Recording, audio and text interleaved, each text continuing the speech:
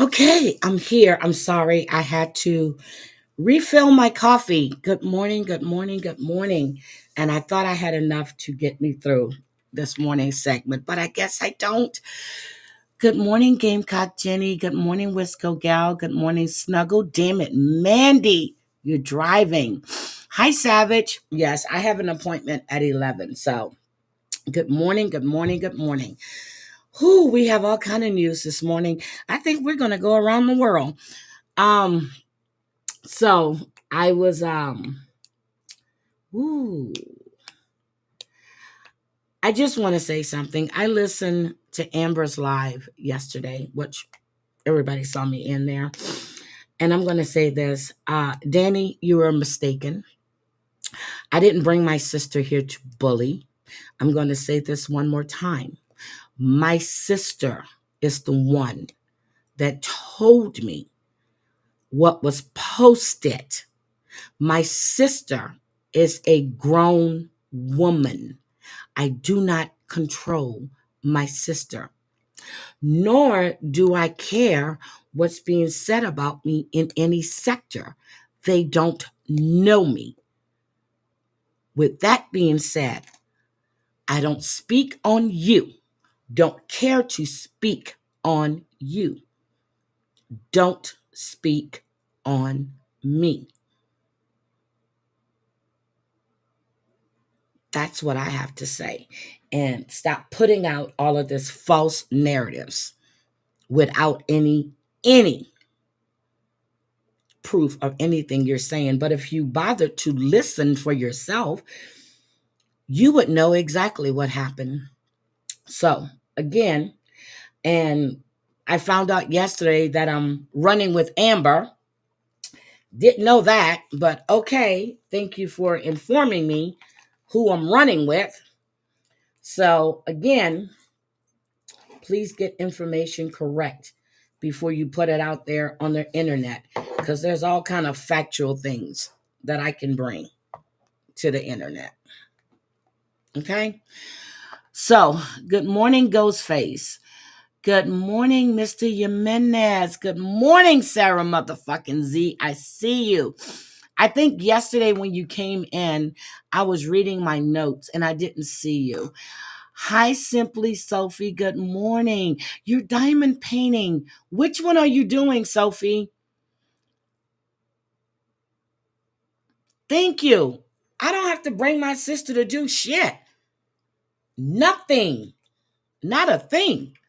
And for her to run with that narrative, as she says, she knows me so well. But I'm a bully. Got you. I'm a bully. I have never bullied anybody a day in my damn life. Never. Let's see. God bless all chat family. Bless Friday. I'll be safe. Always support Miss Heidi Black. See you soon, Miss Heidi. God bless. Driving to work. Good morning. You're doing the fairy girl with the owl on her shoulder. Okay, that's the one that won the poll. I like the other one. Well, I like that one too, but the other one you showed, you said you liked that one too, and that's the one I liked. So, anyway, I want to knock that out. I want to make sure that I put that out there. I couldn't even listen anymore. And I was happy. I had a call I had to take. And then I went back. I go in, it's like, and I'm running with Aunt. I'm like, what the fuck? People, stop. I think when I get I think when I come back, matter of fact, I'm gonna go look for a diamond painting. Gamecock Jenny, what my dad would say, I'm 3 times 7. I would do what I want to do. It rings true. Good morning, sister. I was just speaking of you.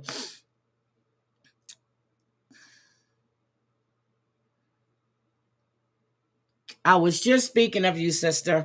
Good morning. Good morning. I was gonna call you last night, but I took my happy ass to bed.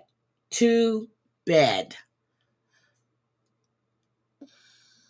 I would sing you this. Oh, thank you, Sophie. Thank you, thank you, thank you. I appreciate that. Now, yesterday it was supposed to rain here, and it didn't. So I changed my appointment from yesterday to today. Guess what? It's supposed to start raining in an hour and a half, and it's going to last like 3 to 4 hours. But I can't cancel this appointment, so I need to keep it. Good morning, Kelly.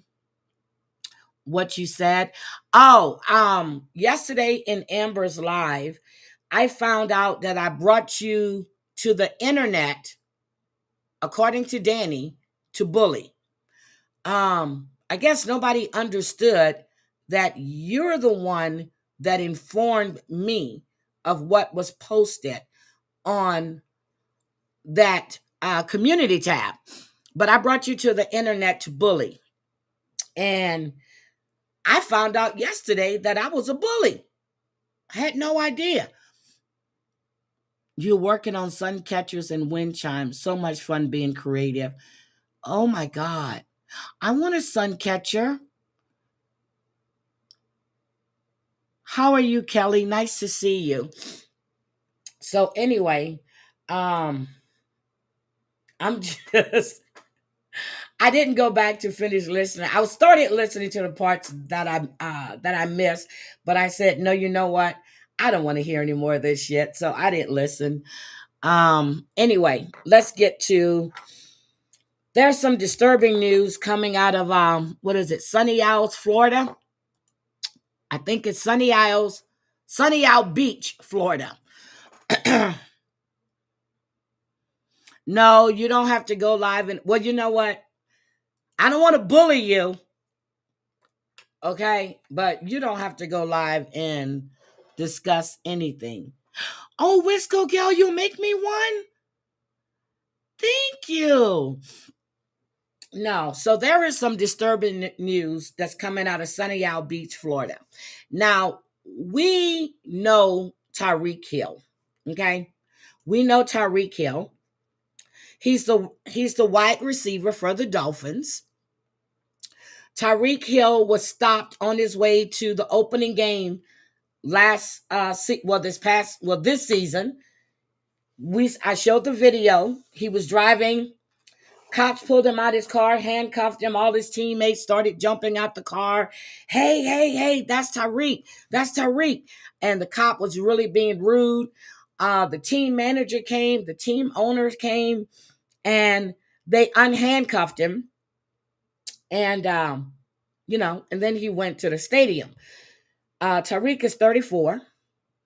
He and his wife, Keita, got into a dispute. She filed for divorce on Monday. The video that I'm going to show, it depicts Tyreek dangling his baby over the railing of his high-rise condo after he and Keita got into an argument. Tyreek says that he has as much right to his child as she does. Now, Tyreek also got into an issue in 2023 when he was sued by an OnlyFans model because he injured her leg in a backball football lesson. Okay. He got sued. I forgot to go look. I don't think she got anything. But now he and what's her name? Keita. They were married November of 2023. There was a domestic disturbance in January of 2024. So that tells me that their relationship is really, really horrible. Why are you married? I'm going to tell you this is a trigger warning. This man is dangling. I think he believes he was Michael Jackson. I'm not sure. Good morning, Snuggle.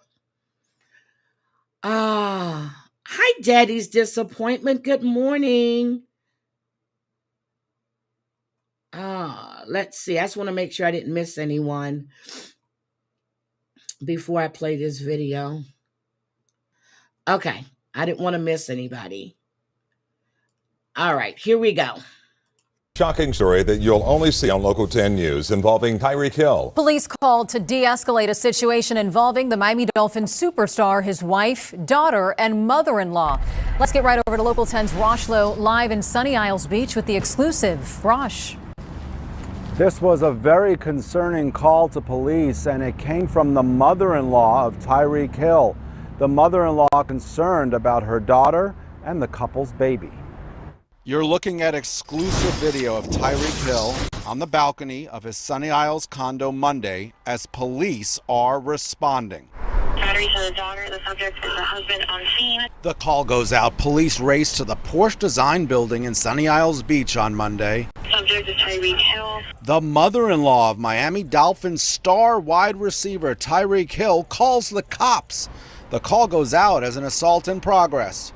Subject black male wearing a white tank top. When police get there, they make contact with Hill, his wife Keita Hill, and their child. I'm ready for it. They also speak to Tyreek's mother-in-law, Alicia Vaccaro. Let's get right to the police report. Quote, Vaccaro stated that Tyreek is very aggressive and impulsive and that he has anger issues, and she is afraid for her daughter. And when she saw Tyreek arguing and throwing her daughter's computer to the floor and later grabbing her granddaughter and start walking with her in his arms towards the balcony of their 35th floor residence, she called the police.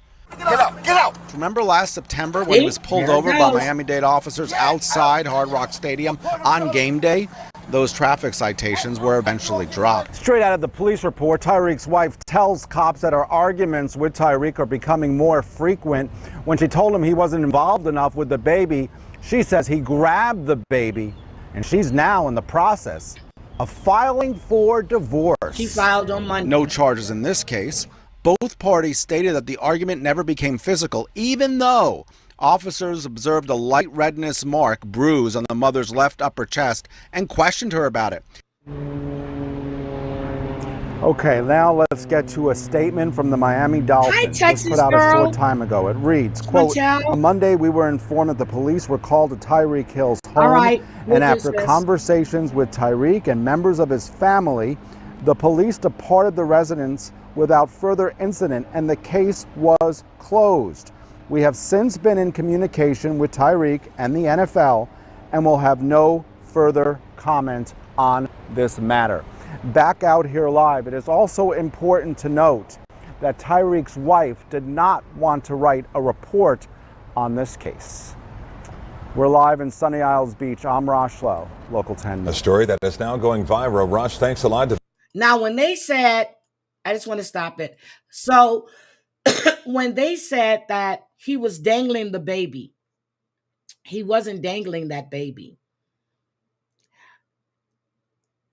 Why can't you? Oh, girl, I told you Marvin Sapp was arrested. I told you that when I did that, he was arrested for kidnapping. And then I understand that Ricky Smiley, I'm going to get back to Tyreek. I understand that Ricky Smiley was getting all kinds. My sister! Is that you? Don't play with me. Is that you? That's not you.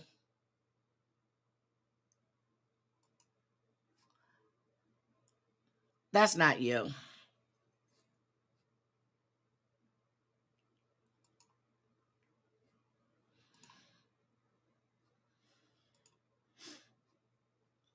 That is my sister. Good morning, sister.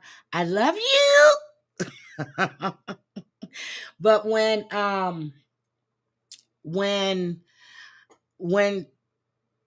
Ricky Smiley went on his morning show and was taking up for Marvin Sapp, he got all kinds of backlash. All kinds of backlash. Yeah, I know it's you. I see. I'm like, I see it's you. But he received all kinds of backlash. And people were bombarding the radio station with calls about him. I love you so much.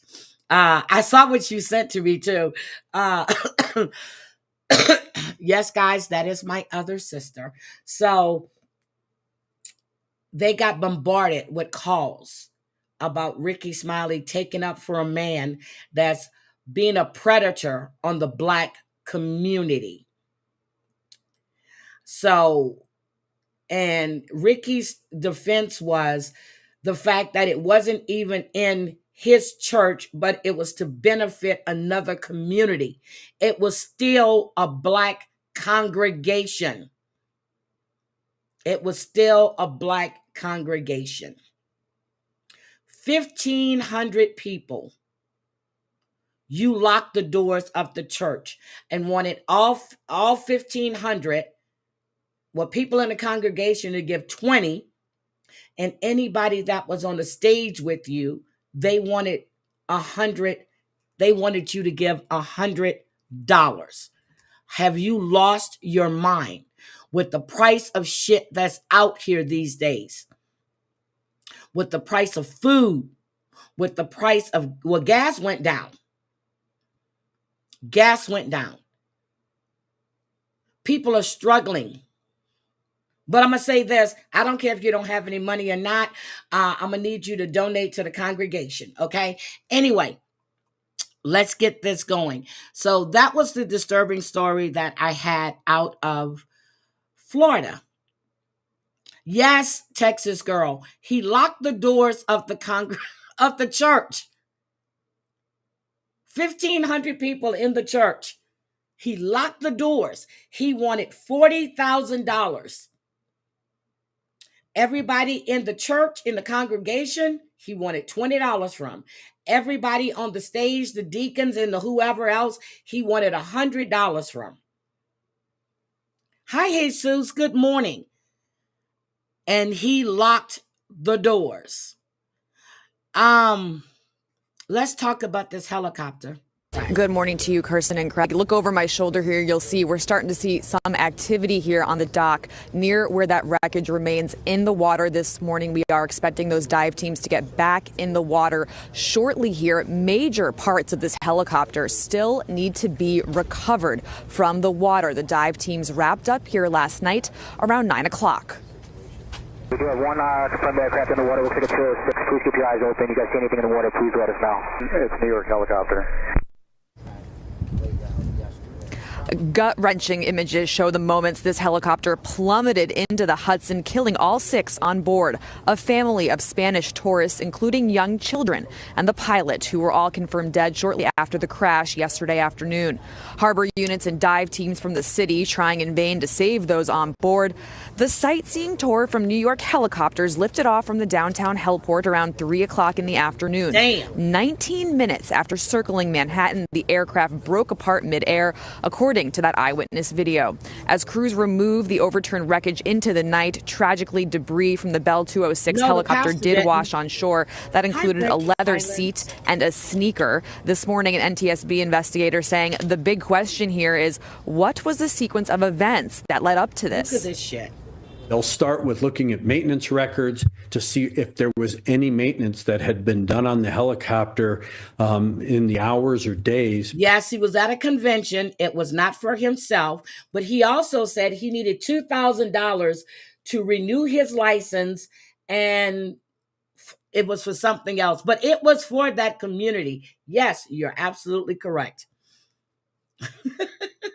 Prior to the accident, see what was going on. And of course, they'll be looking at pilots, but the recovery of the wreckage and then the piecing back together of those component parts will really give them some good understanding.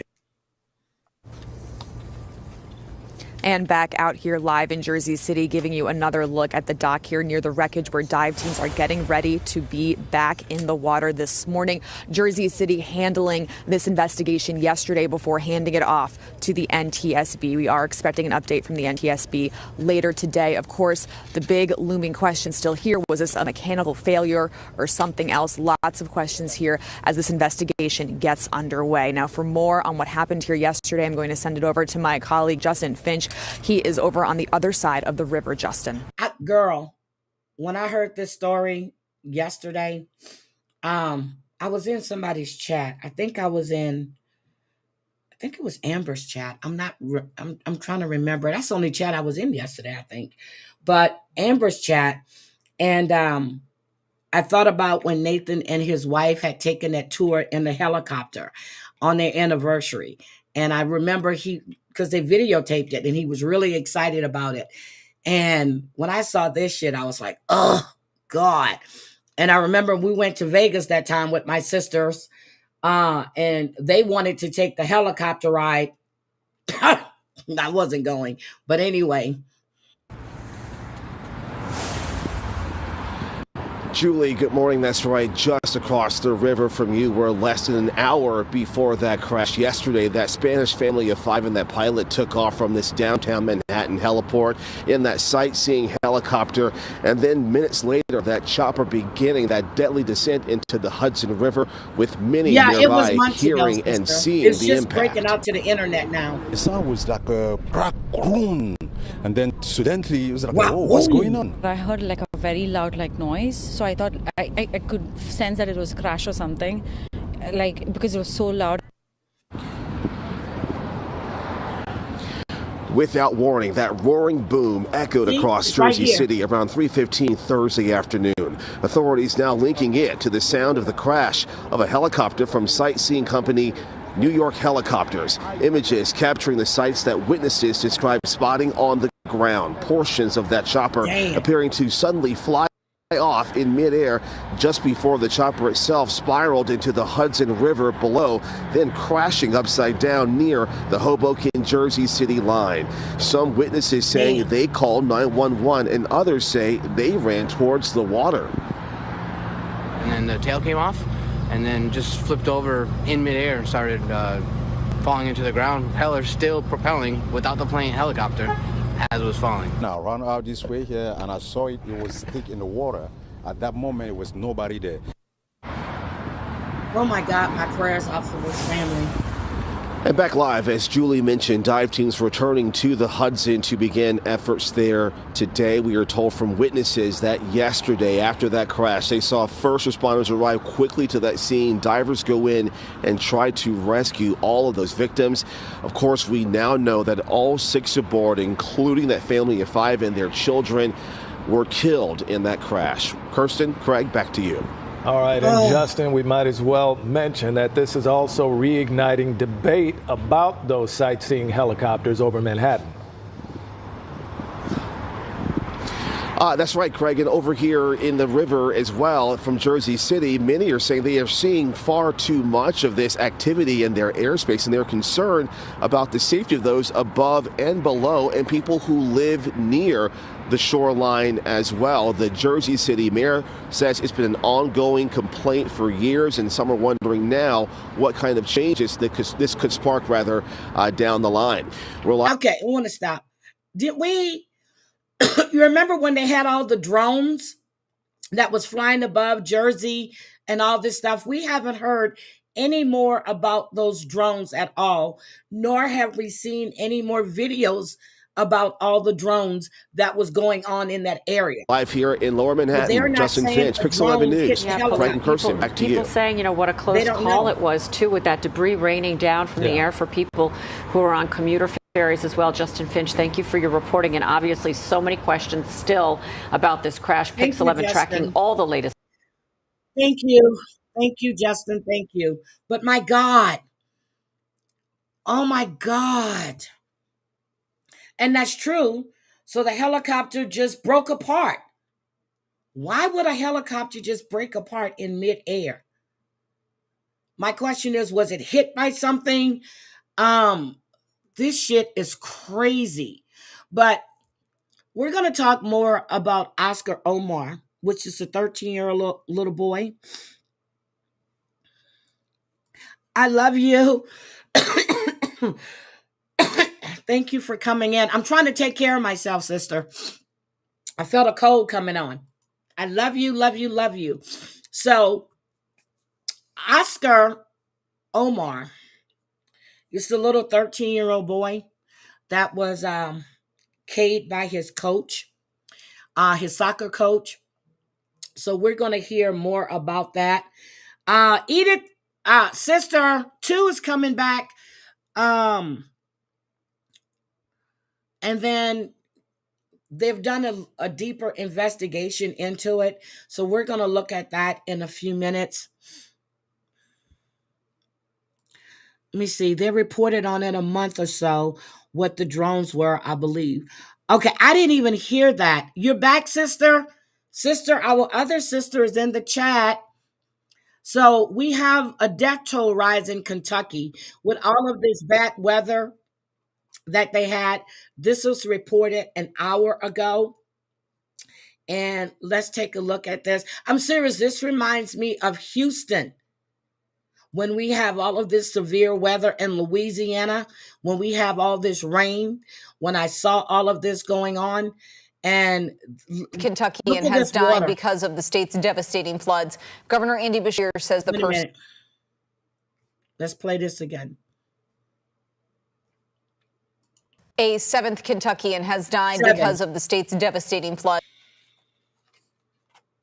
7. Governor Andy Beshear says the person was from Pendleton County, south of Cincinnati, and about an hour and a half away from Louisville. They haven't been identified. I will be ready. The 6 other victims were a 66-year-old from Campbell County, men from Bullitt and Trigg counties, a Nelson County woman, a 27-year-old from McCracken County, and a 9-year-old boy in Frankfort. With the floodwaters finally going down, the focus now completely turning to cleaning up the mess that they have left behind. Yeah, Mayor Craig Greenberg plans to discuss the city's efforts today. He'll do that in front of the Galt House, which is where Gabe Gonzalez is this morning. Seeing Gabe, Sarah, the stunning images of just the extent of the work that's going to be done. Oh my God, I'm sorry. Sarah lost everything with those hurricanes in Florida last year. And I'm so proud of her. Oh my God, her recovery has been slow, but she has got it. And she lost everything, she and her mother. And the community came together. And that was something that I really like seeing. But when we see flooding like this in Houston and Louisiana, and I didn't know Florida can flood that bad. But I know we flood that bad in Houston. I know we flood that bad in Louisiana. So I'm sorry. Hey, good morning, Jim and Grace. Yeah, lots of work to be done, not only around the city, but especially here. Take a look at what we're seeing right now. I mean, you said at the top of the show, just huge tree logs and trash and junk. Over here behind this bridge, there's a dumpster that's just halfway in water.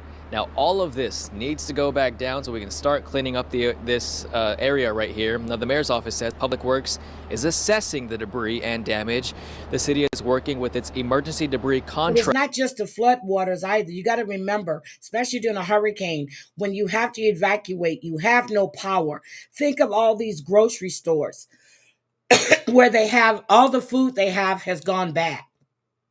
When my dad was in Houston, before I brought him back to Louisiana, we went grocery shopping for everything. Meat, breads, canned goods, anything he needed, we had in the car before we brought him back to Louisiana, because the grocery store still wasn't restocked. They still weren't open yet. So he had to be able to cook and everything else. So we made sure that he went back with everything he needed.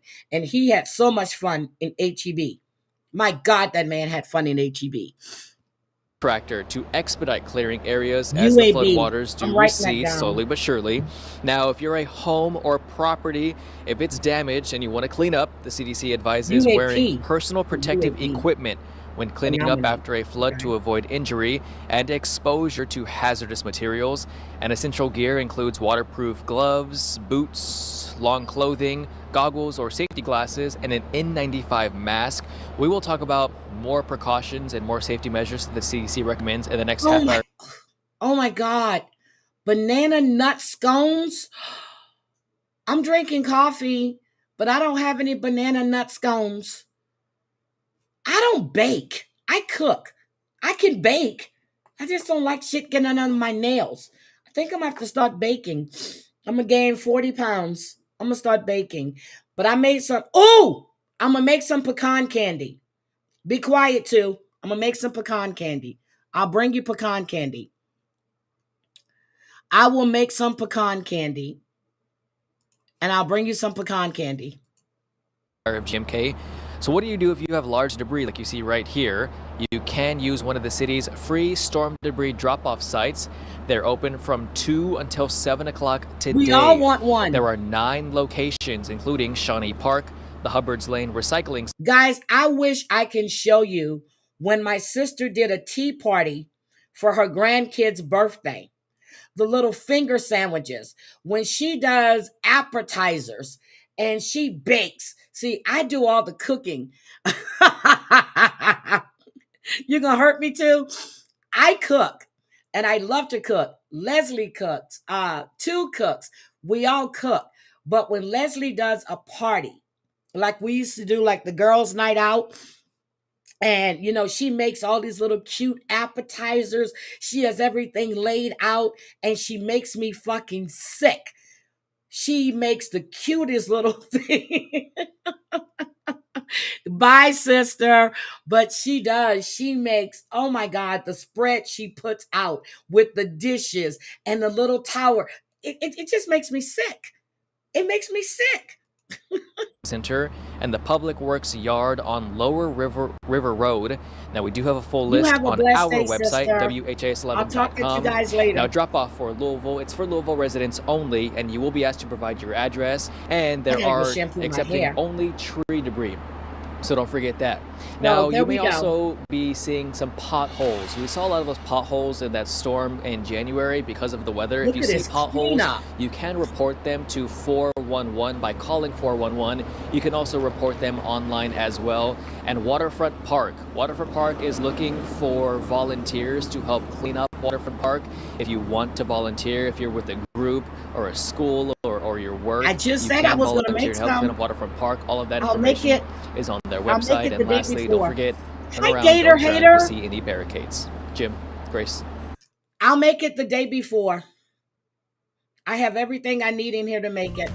So I will make it the day before.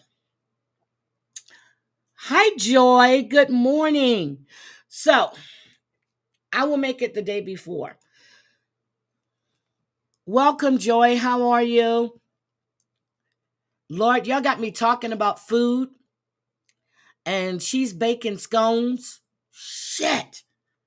2 been eating crawfish. Y'all are making me hungry. Y'all are really making me hungry. Joy, you're new to YouTube. Welcome in. I miss our girls' night out. And we always had it at somebody's house. That was fun. I miss those. I really do. I miss those. So let's see. I'm trying to see where. Oh, you're making roast beef for Easter. Bring you some. How the hell am I gonna bring you some meatballs? Come on, girl.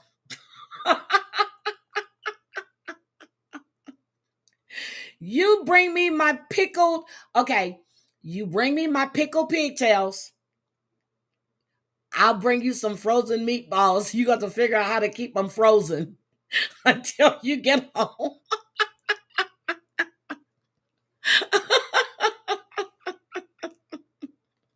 That's what we'll do. That's what we'll do. We'll do a trade-off, okay? We'll do a trade-off. That's what we'll do. Freeze it. Okay, you got to keep it frozen, sister. It's not like when we went to San Francisco and that guy was putting our beers and stuff in a refrigerator. Anything we brought there, he would put in the thing and he would hold it to the back for us. And then when we wanted, he would go get it. Your roommate gave you money to, ooh, okay. Okay. Okay, roommate. I got you. So I really, after watching all of this stuff about these kids, I want to tell you, and I'm going to share my screen with this one, how many ingredients in my candy.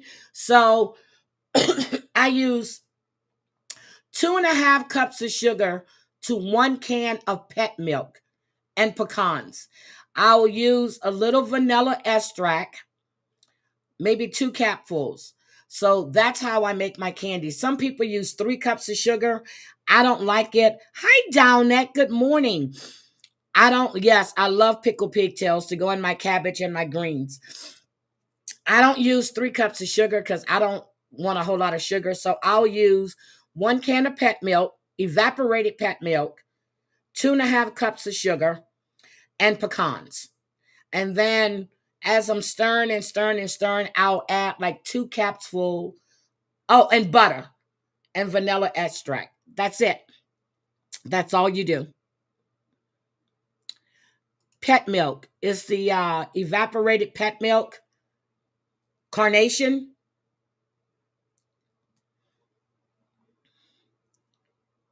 That's what I'm talking about. But girl, pecan candy is the best.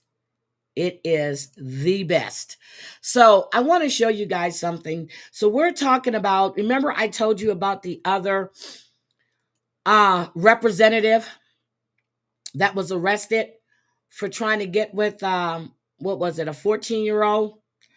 Well, we have an ex-New York councilman.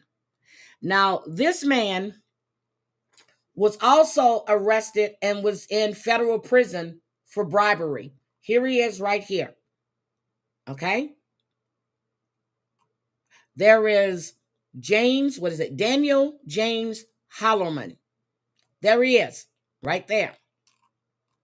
So he was arrested in Miami for, guess what? Child pornography charges.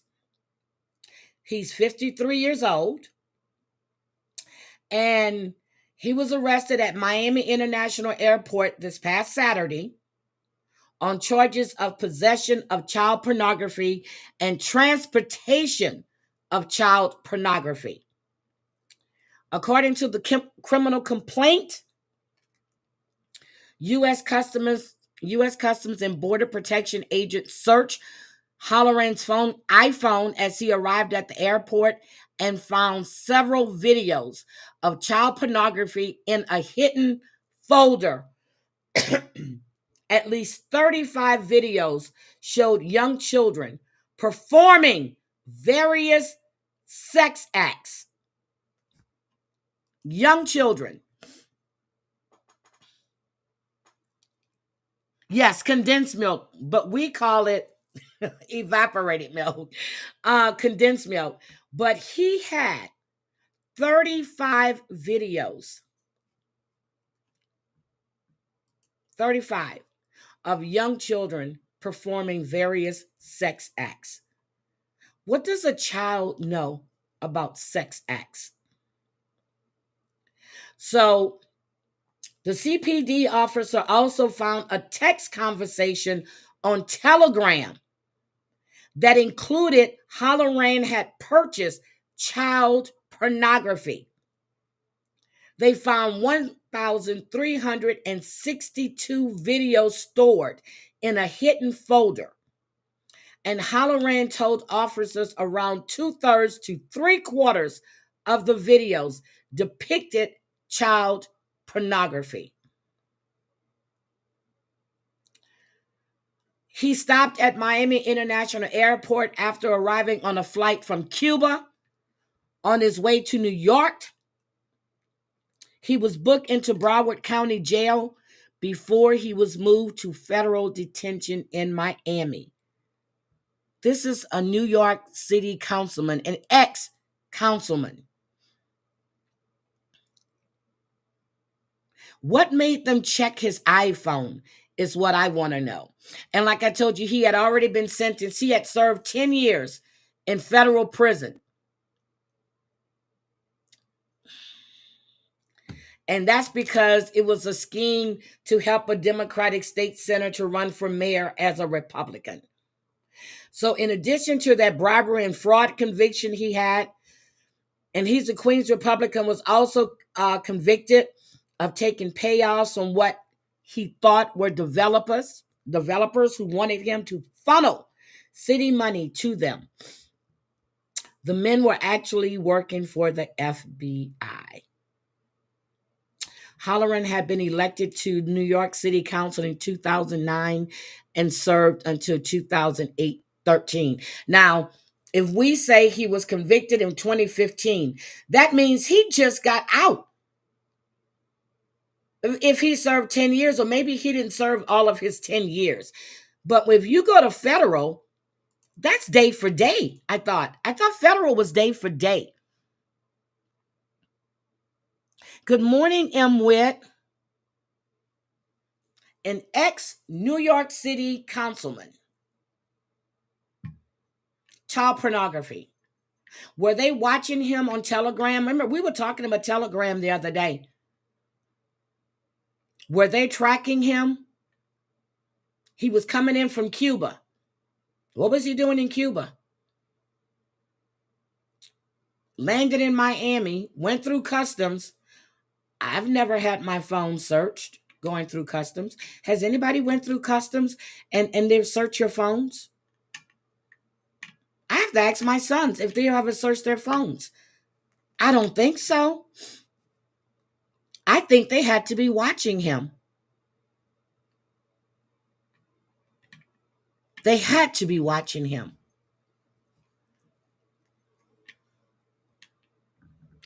We were talking about that yesterday, Chantel, how dangerous WhatsApp is.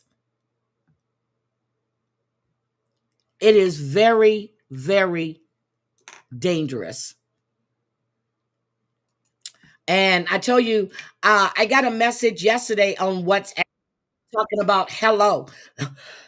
And they had, I don't care. I took the app off, and I'm serious. I don't know how. Maybe I have to I took the app off. It says hello.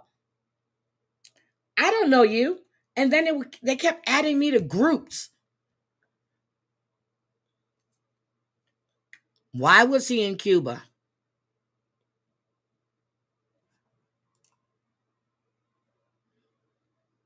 Yep, Telegram, WhatsApp, and what's the other one that they were talking about? I can't remember. But Facebook has these groups as well. Well, you go into Facebook and you find the right group, they'll give you they'll give you a link to the black market, but you have a lot of predator catchers on Facebook that are tracking these people down. And that's how they're getting these people. They're getting them on Facebook. And then they're always routed to like Telegram or another app. But they're saying it really starts in Facebook. All right, let's look at Date begins with breaking news. And welcome back to News 8 at noon, everyone. I'm Brian Roach. That breaking news, a suspended Dauphin County District Judge accused of shooting her ex-boyfriend in his sleep has been found guilty of attempted murder. News 8's Tom Lehman joins us live from Harrisburg with more on the verdict. Okay, yeah, Brian, that verdict Ms. coming in Jay. Just a little bit under 2 hours of deliberation by this jury here at the Dauphin County Courthouse here in Harrisburg.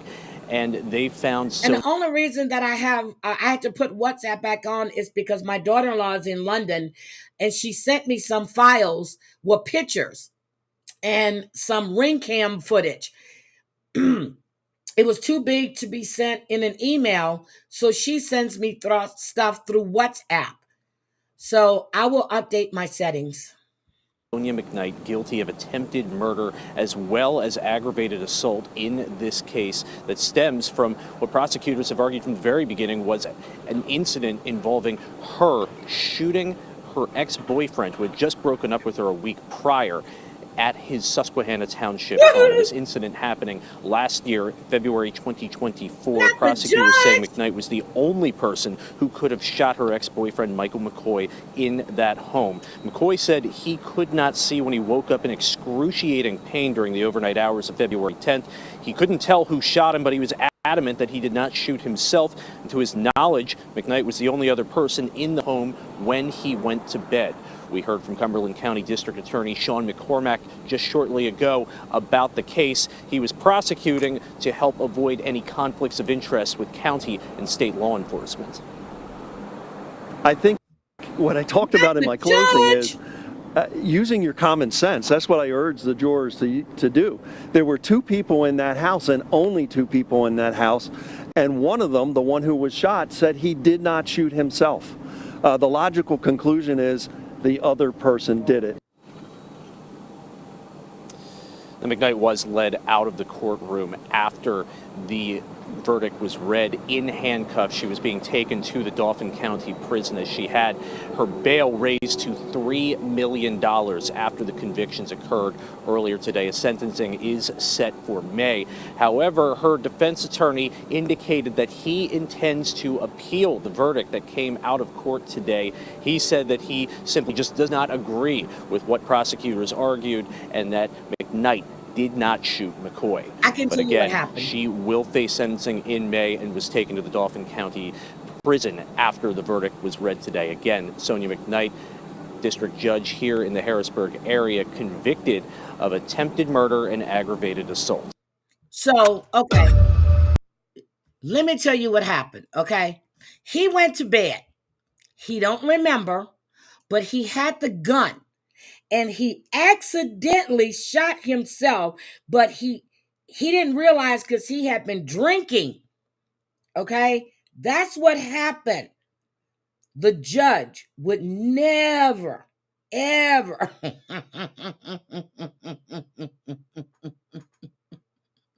I'm sorry.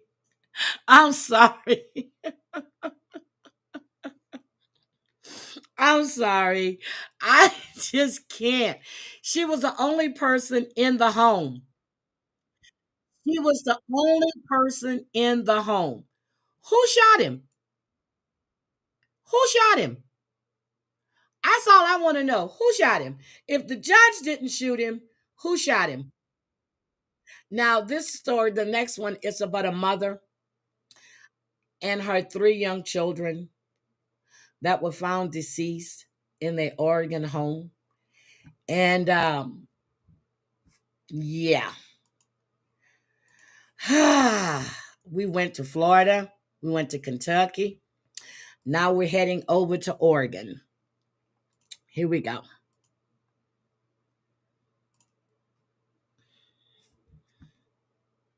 News.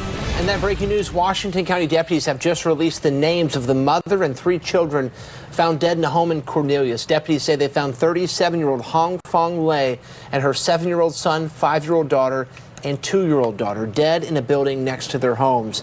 Deputies say the investigation is still in the early stages. Thanks for live. I'm Ray Gasaway. And I'm Deborah Knapp. We want to get to K2's Christina Giardinelli joining us live outside the home where this happened. Christina, authorities are asking the community for any information that can help there. Yeah, in that latest update, they say they're looking for anything that can move this case along, and that includes if you have a personal or professional connection to this family. They want to hear from you. They want you to reach out to the Washington County Sheriff's Office. Now, that department also saying that they're in contact with this school you see right over here. This is Cornelius Elementary School, and it's right next to the home where the family was found in the shed just next to the home, according to authorities. Now, this is the most information we've been able to get from them all day, just that name of the mother in this latest update. We've been pushing them to try and get more information, but they've been pretty tight-lipped, only saying that the person who called this found the family in that shed around 3 p.m. yesterday.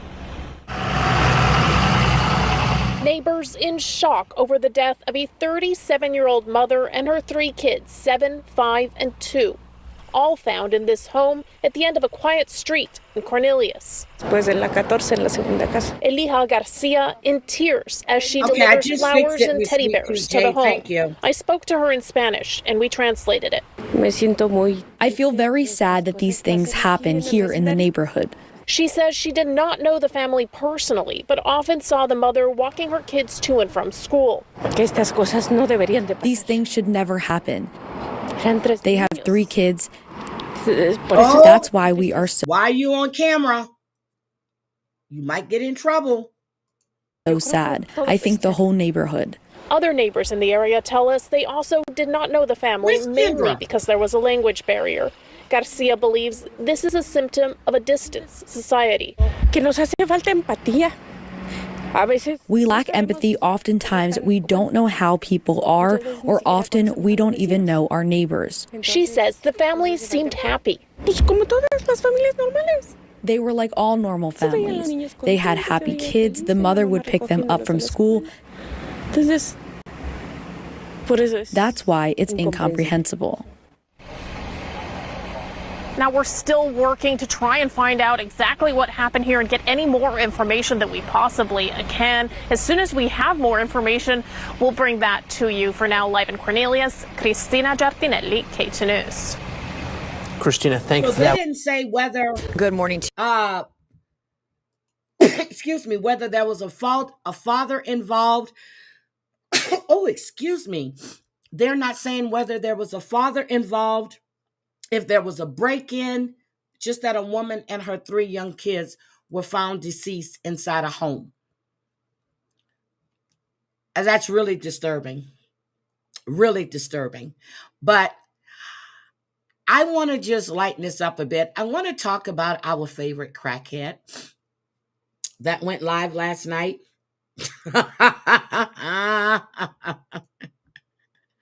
So let me tell you what happened. So yesterday on Frauditor's post, Frauditor posted a conversation, hi Christoph fan always, that she had with a guy named, this was 8:30 last night. So she went live like 3 times. But so what happened was Frauditor posted a conversation with a guy named Frank Stallone on TikTok. Frank Stallone stated that he had been giving Lisa $200 a week since she was living in the apartment. Okay? That's what Frank stated.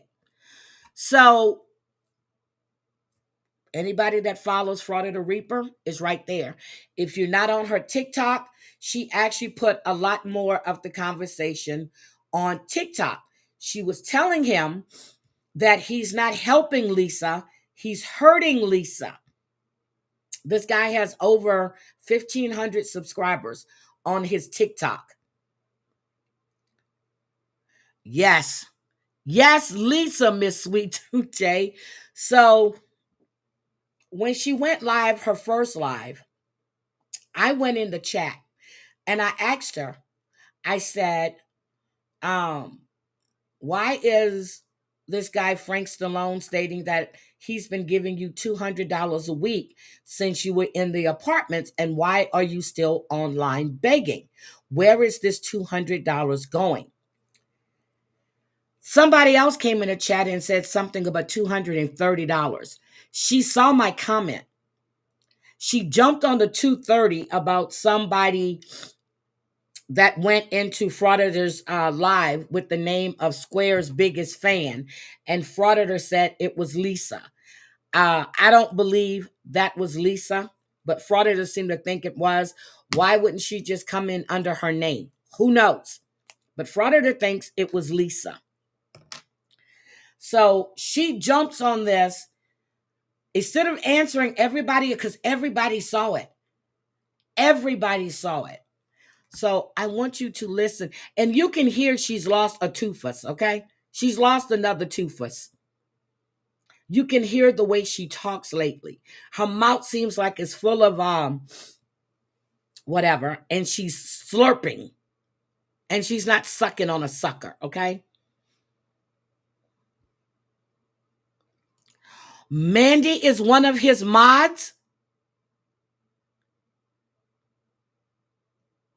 Are we talking about Frank Stallone? Or are we talking about Square's biggest fan? Because I looked at Frank Stallone's page on TikTok.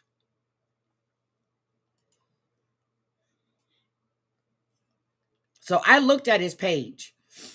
So who was trolling? I'm sure Square's biggest fan was a troll. I do believe that was a troll. I don't believe that was Lisa. It could be somebody she knows. I don't know. But I don't believe that was Lisa. Okay, none of those. Okay. Oh, yes, I've heard of Jesco. I've heard of Jesco. Listen to Lisa. I'll tell you in a minute. I want to see what Brandy has to say, how I'm extorting people for asking for help. Thank you, Amy. Thank you, Mary. Where'd you go? No, come on, come on. You came in here, all caps, screaming, extortion at its finest. So what's extortion? She's just sucking on a tooth like that. Thank you. Horrible. You like my green screen? Thank you. You didn't tell me anything. So there we go. Somebody else coming with the 230. I haven't seen any proof of the 230 except for what that troll put in Frauditors Live. I haven't seen any proof of $230 that she received. None. Anything. You didn't say a word. Like, I'm waiting. I'm looking. I didn't block her at all. I'm waiting. Do you not see me going over everybody else's comment, waiting for her? You hear the way she's talking?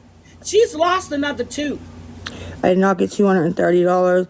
If anybody's on this page, it wasn't on the other pages, okay? So they're asking her, did your mom get to the hospital? Her mom has been going to the hospital. They are saying I got $230 because somebody came in Reaper's chat on YouTube under a fake account and said, I'm Lisa and I got $200 today. They didn't say I'm Lisa. They never said I'm Lisa. She assumed it was Lisa. They never said that. Because why would they go into chat and say I'm Lisa under a troll name? Come on. That's it. That's their proof. Moving on. And it's not true. I promise you it's not. Somebody just asked her, are you gnawing on a loose tooth? Because that's what it sounds like. Now, we've seen the proof of the lady that sent her the $26 when she was asking for it last week. We saw that. And then she came back live again asking on another page for $36. I wouldn't be here and on the other pages multiple times, okay? So that's it, guys. That's their proof. This one person is asking, what is rock bottom for you? Do you even have one? It's stupid, man. I'm sick of it.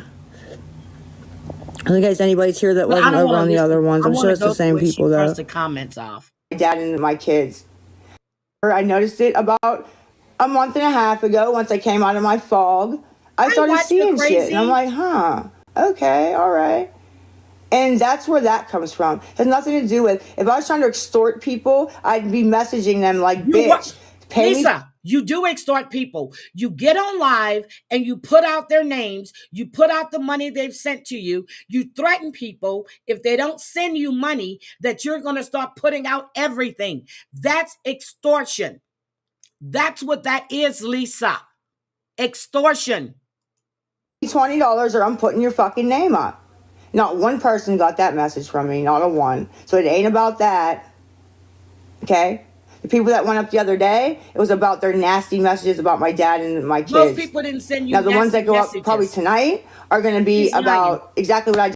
If these people were donating money to her, okay, up until I think the first part of March, they stopped donating to her when she killed off her dad. They weren't sending her nasty messages. Watch her. I'm going to bring you on panel for a second, too, if you have time, because I want to talk to you. They were not sending her messages. Yes, Chantel. Yes. Wait a minute. Let me go make sure. I think I did get your message, Chantel. Don't make me lie. I remember you told me to go look at your message. Hold on, I'm going to go do it right now. Hold on, I'm going to go do it right now. Hold on. I'm going to my inbox. I'm going to my inbox, Chantel. I saw the thing about Marvin Sapp. Oh, damn. Tuesday. Oh, Chantel. Sweetie, take care of yourself. Okay, I see it. I see it. But she's lying. This is what she did when people stopped sending her money so she can get money from them. I want people to fucking see. They want to embarrass me. I want to embarrass people too, I guess. I don't know. Yeah. If I'm going to be hungry and pissed, you're hungry. Maybe I want to be entertained. Maybe that's my form of entertainment. So we'll just do that. Yeah, we'll do that. I'm going to do that, I think. Listen to her. Because, yeah, I've had enough. Or, yeah, they'll say something stupid like, hit me up when you come out of rehab. So why is that stupid, Lisa? You need rehab. You need rehab and psychological treatment. Stop. Okay, bitch. So the past fucking 6 months, you're sending money. Now all of a sudden it's, okay, girl. See, that's why she like, did it. Okay, when I need it the most. She just told on herself. That's why she did it. They stopped sending her money. You lied and you said your dad was dead again. That's why they stopped sending money. Watcher, that's for you. That's why they stopped sending money. That's why. No, I didn't see the results. Yes. Follow the leader on this app. Nobody can be their own person. It's disgusting. And that's why you guys don't like me, because you'll never get me following a leader ever. I'm my own person. I think for myself, and you're never going to get me to think what somebody else wants me to think of somebody. That's not okay. She's thinking for herself, but she's not thinking to get a damn job. You're telling people that you're going to be homeless in a day. You've done nothing to secure a place for you to go. I'm sure she might go to rehab now, which is only 28 days. But you're not doing anything for yourself. You're relying on people to take care of you. It's a bad link. Hold on, let me try it again. Copy link. I don't know how. Here we go. That's the link. That's the link. So again, she's relying on people. That's it. It's never going to happen. Ever. And you can drag me and hate me all you want. That's it. You're never going to get me to fucking hate somebody just because the whole crowd hates them. I don't care. Been in Frauditors chat. Guess what? I can say. Okay, that's when she went to look at her thing. Yeah, let me show. I'll check you. Hold on. I'm going to A fake account said something. We got you, Lisa. Get the fuck out of here. If you guys really think I've ever been in Frauditors chat, guess what? I can say with 110%, I've never, not one time, been in her chat or live streams. She's never been in her live stream. She's right. But she's watched the replays and she's left comments. Frauditors showed them. That's why I'm saying I don't believe that person that came in there was actually Lisa. I don't think so. And for her to say that, that was shocking to me. Good morning, ma'am. How are you? Wonderful. I like the new picture. Thank you. I took one of my old pictures with short hair from my housewarming party and put it in an AI thing and asked for red long hair. And that's what it gave me. I like that. Yeah, I was like, I'll take that. So I wanted to talk to you about something. I heard you on Charlie Sending Love this past week. Okay. You were talking about everything that was going on with JT. And then this guy, Eric Foss, he came up on Charlie's as well. Okay. So then I went and I checked out Eric's channel. Guess who I see up there arguing? You. Yes, ma'am. So let me ask you this. All of this arguing and the back and forth with all of this stuff, if you guys are planning on going the legal route, why are you, so for me, there's some other things that are already in play as far as I'm concerned that Jim has involved himself in. And me personally, I'm not going after Jim legally. Yeah, but why are y'all arguing on YouTube when you know it's only going to turn into the name calling, talking about your families, talking about everything? Why do you argue like that? And then I'm listening, then he pops on, and I'm like, oh my God. And then it's just crazy. Why do you guys argue like that? You know, I'm just asking. No. I understand. I can only speak for me. Okay. And why I do, because I'm just a hard-headed bitch that is not going to let somebody sit there and lie about me and think that I'm going to keep my mouth shut and roll over and conform to what he wants. Because that's what he wants. He wants me to shut up. From my understanding, it always turns back to the name calling, putting out information that's not true. I heard Blaze. So I was just checking out Foss's channel. Blaze went up there and went off. Was it on his? I was like, oh my God. Well, she was really upset. Blaze has done nothing, to like zero. That's what I heard her say. But why argue when you know he's only going to overtalk you? He's going to yell. Your point is not being made. Right. And I totally understand that. I get that.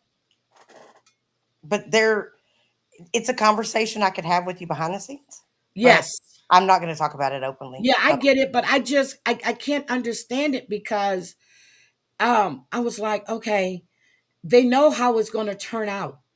I dealt with somebody like that before. He's another content creator that's on YouTube that whenever things are not going his way, he starts the yelling, the name calling, putting out stuff that's not correct. You know what I mean? And yes. I don't see how this is doing anybody any good. Right. No, I totally understand that, which is, like I said, there are some other things that are at play that I just can't talk about publicly, but there are people that have done absolutely zero and are still doing zero. And, sometimes to allow some people aren't cut out for what he does. So sometimes you just have to step in and draw his attention somewhere else and give people time to do what they need to do. Yeah, but if that makes sense. Yeah, but it's not good for any of you, to be honest. It's not. No, and I think that well, I can tell you it doesn't happen near as often anymore. And it'll probably start to happen less and less and less. Just because there are things that people are doing. So I want to know about this guy named Fumble. I heard when Eric was on Charlie's panel, I think he was talking about this guy named Fumble, and he said that he was how should I say this? A P3DO. Is that true? No. So what happened is Fumble was 18, fixing to be 19 years old. Okay. He ended up marrying a girl that was almost 17. Okay. She was pregnant, I think, at the time. So where's this 14 or 15-year-old coming from? Because that's what I heard them. Yeah, because Jim likes to skew the numbers to make it look worse than what it was. Okay. All right. They had her parents' consent. In Florida, it was legal. legal. You need to have consent to do that. Yes. And so they got married and they were together for, I want to say like 14 years, something like that. Okay. They were together for a long time. So he's not a P3DO. No, he's not. Okay. He is not. I mean, Jim's saying that about me.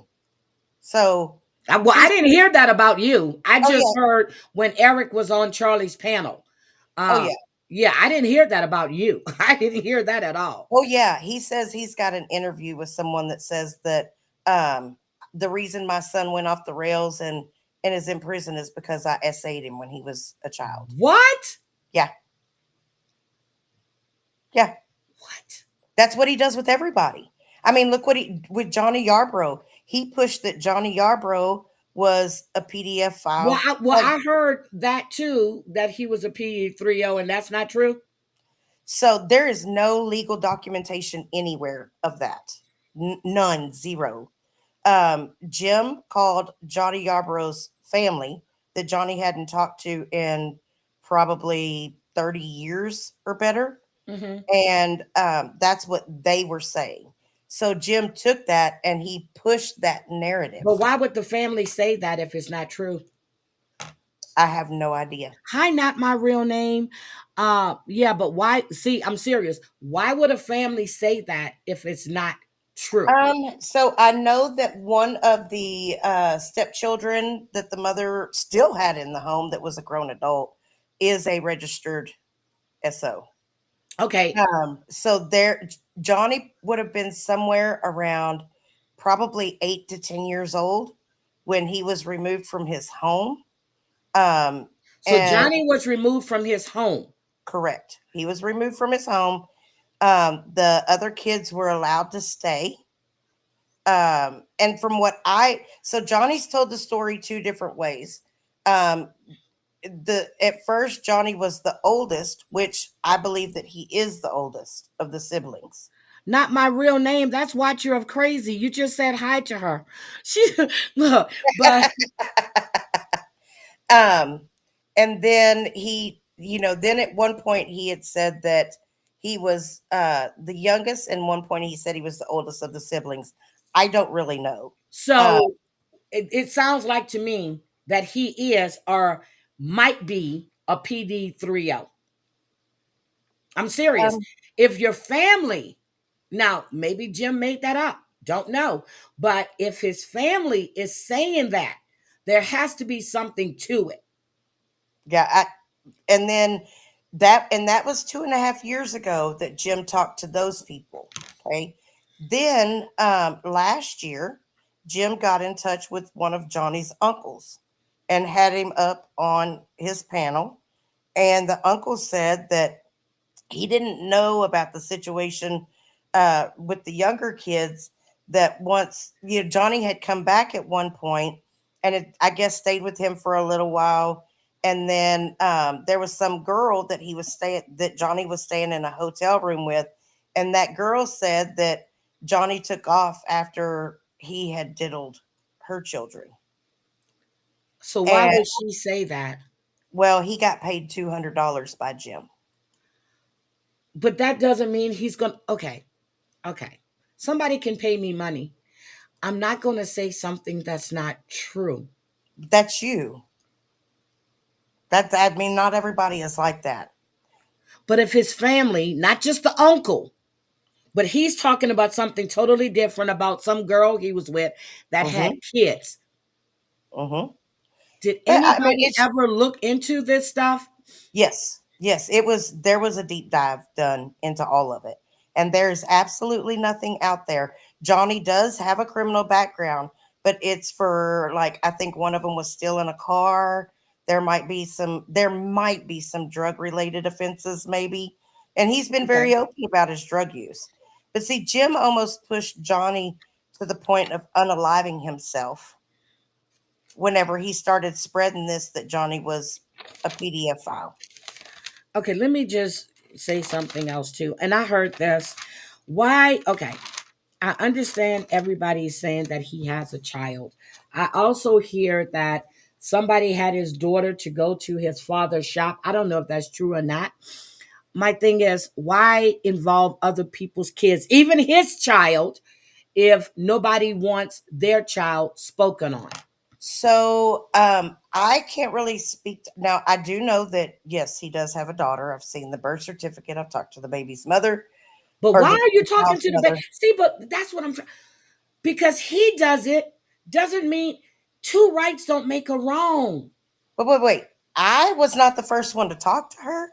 Oh God. I paid for her to file to try to serve him to get child support. Jesus. But And now that you're was like getting 2 years ago.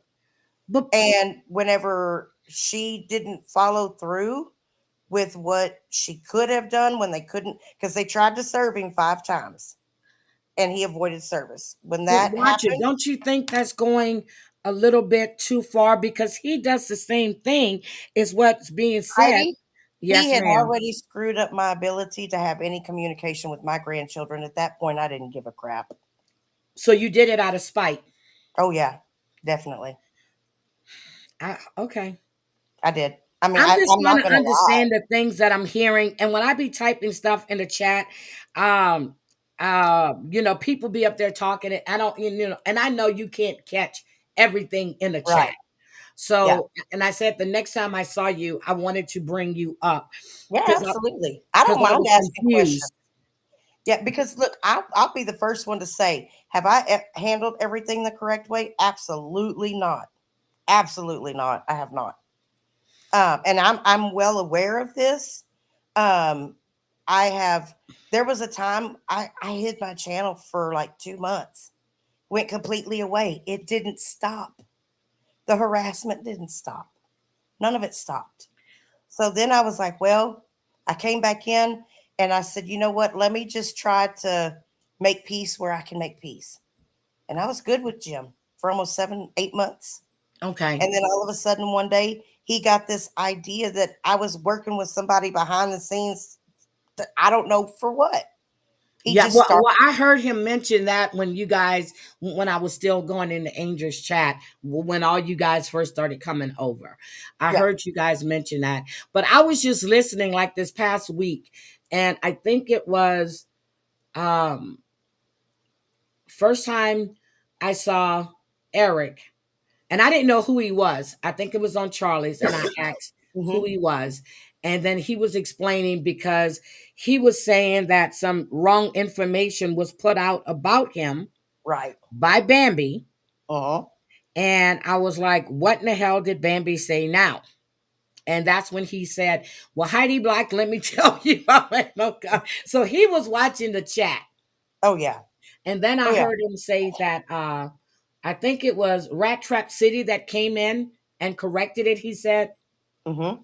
So I'm just like, but when you're labeling people to be labeling them, that's not good. I agree. Because people take things and when you put out there that people are PD3Os and you're putting out all their information and all this stuff, people can get hurt behind that stuff. Mm-hmm. Absolutely. And I mean, physically, people go to people's houses. Mm-hmm. Or to their residence, That's and what Jim people get wants. hurt. Hi, Crafting with Amanda. People get hurt behind BS. Yes. And just Absolutely. to be spewing stuff to be spewing. That's why I was wondering, why are you guys steady arguing when it's always going to turn out the same way? Right. And again, for me, it's just I'm hard-headed. And like and I don't know if people have noticed this or not, but since Sunday, I think that's when the situation with Blaze happened, was on Sunday. Because I want to say that I was leaving eating crawfish when I went up. Oh my God. I came into your crawfish and I was so mad. I am from Louisiana. My sister was just in here. She's been eating crawfish and posting it and sending me pictures of them. And I'm just getting madder by the second.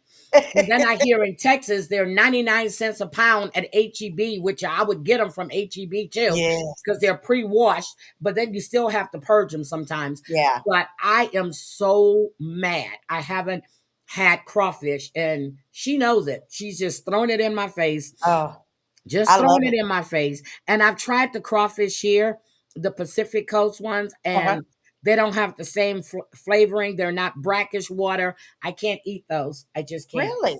Yep, not the same flavor. They're not the mud bugs that we get in Louisiana and Texas. Right. Yeah. I can't do it. But I'm serious. That's what I wanted to ask you, because when I heard somebody bringing up his child, I'm like, oh no, 2 wrongs don't make a right. Two wrongs don't make a right. His baby mama has reached out to him, and he's got Trap Call on his phone. So even if you How do you block, know he's trap call on his phone though? he's talked about it. He's See, told I us. don't know, but Yeah, okay. he's straight up told us. Well, see, here's the thing. When it comes, I don't like interfering in people's family matters. And I Right. understand it's been done to all of you guys that I've been hearing talking, about the phone calls and everything else. But you have to think about it. And in a lot of people's eyes, that doesn't make you, hi, Charlie. Yeah. And I Charlie, do you personally, want to come up? I can drop the link for you too. I'm just trying to understand right.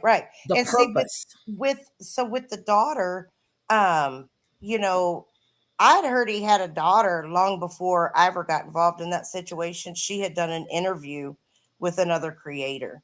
She had tried to get in touch with him and have him served. She's filed for child support numerous times, but they could never locate him to serve him. And so I said, I'll tell you what, the last time that happened, he had an interview with my grandbaby's mother, and that's where all communication ceased with me, her, and my grandchildren. And I See, was on fire. I was on fire. okay, so you were on fire. So your way of getting back at him Is was I to send paid for this her. woman money Yes. to Now try to I get didn't. him served. So I didn't send her the money. I actually went and paid for the filing fees for her to be able to Oh, file again. Yeah.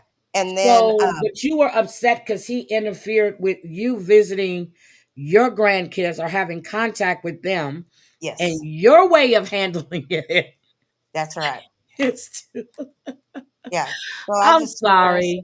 no, it's okay. Cause I'd gone to my police department here and talked to them about what was going on because remember, I have an open case with the grandbabies. Uh, No, I didn't know that. So you said yeah. remember. I didn't know that. Oh, yeah. So there's an Okay. open case right now where I'm a witness. They're the defendants, the grandbaby's stepdad and uncle are the defendants, and my son is the victim. And that's what Jim was also trying to do is help them get off on the case where they came to my house and tried to unalive my son, and I shot one of them. Yep, I remember you talking about that, but I didn't know it had to do with them. Yes. Charlie, good morning. Good morning, Miss Heidi. Hey, Kylie. Yeah, Hey, watching. I was asking Watcher of Crazy. I watched your live the other morning. I watch your live basically when I see you live. I'll come off live and I see you live. I go in there. Um, I was asking Watcher, and I heard you that afternoon because you did like a 6 hour live one day, Oh, and I yeah. was in and Sometimes they out. go long. Yeah, and I was in and out, and I heard you say that that you were being doxxed or trying to be doxxed. And what I was asking is, why do you guys keep going with the back and forth with the I'm not. arguing with JT when you know how it's going to turn out? Well, Miss Heidi, they made up all kind of heinous lies about me and my child, and were trying to stalk my child. So I'm not speaking too much on it Okay. because if they Yeah. continue to come after my child, I will have no choice but to take out criminal stalking charges. So here's what happened on TikTok. And this was just done yesterday. So these people, now, people go back and forth, right? They go Yeah. back and forth. All right. So this lady's kids was put up, the schools were contacted. Okay. She went, I'm going to show you for your own good what happened. And this is what my cousin actually told me to let Jen know about. And because number one, this was twofold. Okay. So this was twofold. Um, they were doing revenge Mm-hmm. porn. Okay. And then they put up the children's school. Mm-hmm. And hold on, I'm trying to Please get go it back. because I want to show you guys. She has 2 warrants now. Hold on, I'm going to show you exactly what took place yesterday. Where are they? All right. Okay. I'm going to show you this in fair use. So in case you guys are wondering what you can do, because all of this screaming and yelling and all of this back and forth, this is what she did. Her name is WTF. And this is the same stuff that I was told to have Jen do. And she took care of it. Here we go. This is WTF. She does satire on TikTok. And some people were a little upset with her satire. So this morning, I went and spoke with two judges. I spoke with a federal judge about the revenge corn stuff. I won't see any of that come to fruition for possibly a year, if not longer, is what they said. It is currently being investigated. They have everything. They have everything plus some, plus the current stuff. Every time they post me or text about me, or say my name, my TikTok handle, my first name, anything, it is sent over to them. Okay, so what I did this morning was warrants for the state of Georgia. Okay, so say right now, she drives into Georgia. She would be arrested and held till the hearing. There will be a hearing. She has the right, they both had the right to face me, to face their accuser. The warrants that were signed this morning by a judge were based on factual evidence. And she's not lying. She's going to show them. I did not just go up there and say, hey, they're teasing me online. This was based on factual evidence that I had to present to a judge. I had to present the other police reports to that judge before he would even sign off on anything. So what'll happen is when she doesn't show up to the hearing for the next 7 years, 7 years, every time she gets pulled over, she will be held for 7 days for the state of Georgia to have the chance to extradite her. And she will be held 7 days for the state of Tennessee to have the opportunity to extradite her for the shit she pulled with Raggedy. Because Raggedy had to do the same thing that I did. She is well aware of that, so why she continued on doing it, I have no idea. She just didn't do it so publicly with Raggedy, and she stopped whenever the police department let her know that there were also felony warrants out for her arrest in Tennessee because of the same thing. Now, when we go to the hearing, I will take every shred of evidence that I have against her. The charges will then be upgraded. There will be whatever charges the judge sees fit to add will also be added onto that. It has nothing to do with the revenge corn. The revenge corn is federal. Okay? You have to prove that it was done. I'm not saying for you guys. I'm talking about Jen in this instance, which is what my cousin told me to let her know. So she's got two different judges. She showed herself going into the courthouses. She's going to show you the warrants that was signed by the judge. She handled this the right way. State cannot. What they did, they put out her kids' legal names, put out her kids' school, showed her home, everything. And this is how this was done yesterday. Touch the revenge corn. That is federal and federal only. It is against the law. You cannot do that. You cannot do that. OF attorneys also have her information. They have everything that she stated. They have everything that she's posted. They will go after her civilly. Again, this takes time. But I had to protect my children today. Because as of yesterday, they're still posting them. They're still posting my innocent 6-year-old daughter. That's how sick and twisted they are. They're posting a 6-year-old, her legal name, who has never done a thing to them. I've never told her children's names. I know them now. But you've never heard this them is come a out of my military mouth. wife, so this is Because so I'm this not a is bad. psychopath.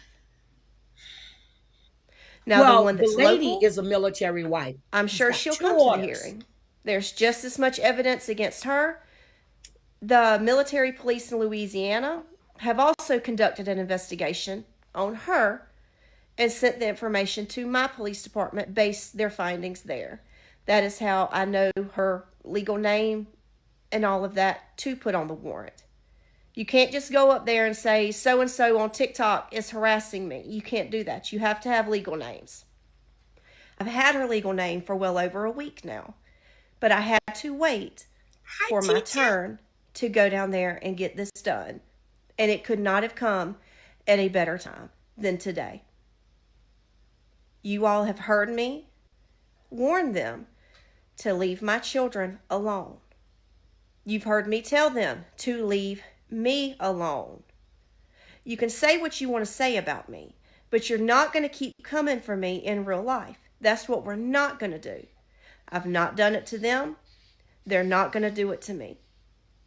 So now they can answer for their actual real life crimes that they chose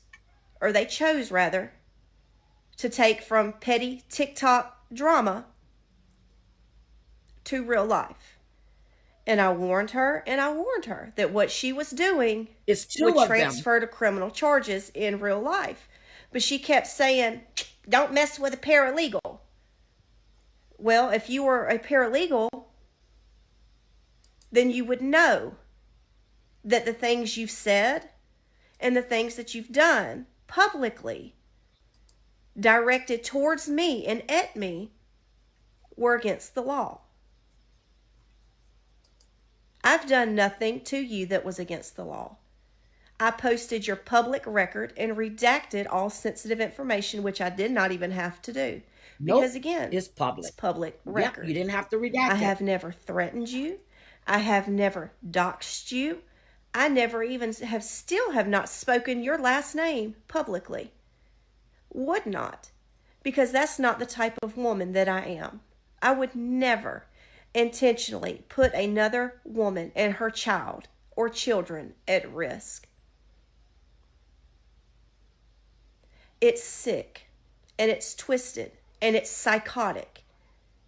And the people that do things like this need to be locked in a psychiatric ward. And I mean that. I'm not making a joke. I am very, very serious. Because there's something wrong. There is something wrong with anyone who would laser focus on someone and enact revenge she shows it at? over petty TikTok posts that weren't even hateful. Miss Heidi? Yes. Because that's not the type of person that I am. This whole time, I have never doxed any information of that person. Not once. That's what I'm saying. If you haven't done it, all the back and forth. I'm trying to see if this is the. She had to do 2 videos yesterday. I've done talk to my criminal lawyer. Okay. And he basically told me the same thing. And especially when it comes to children, it's a federal crime. So it's a federal crime when you do that to children. You can actually get a felony on your record when you do that to an underage child. And my child is a protected class. My child has mild cerebral palsy. Yep. See? So he's going to mess around and find out. Yep. You see the paperwork? She wasn't joking. She wasn't joking. She went to a federal judge and a judicial judge. The federal investigation is ongoing. So that's what I'm saying. All of this arguing, all of this back and forth, somebody has to stop. He can cuss me all he wants to, Miss Heidi, and make up all the lies he wants to about me. But the moment he tried to say that my child was an inbred child and all this other shit, and tried to find out where my kid is, trying to call CPS, do all these things to my child, that's when he went too far.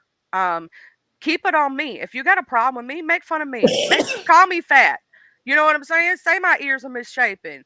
Make fun of my teeth, whatever. That's just a back and forth. Keep it on words on the internet. But when you take it real life, it does become criminal. He thinks that harassment and doxing and stalking is not, a crime, criminal offense. And I do not go over to their channels. I do not go to where he is at. I do not speak to this man in no way, shape, or form, but yet they come to my channel and I've got proof of it where they have commented under almost every single post that I have. And I've reported those, and I will say that those comments for harassment and bullying, because that's what you're supposed to do, right? Yeah, see, I didn't know, because I didn't even know that you were even a part, because I know you do.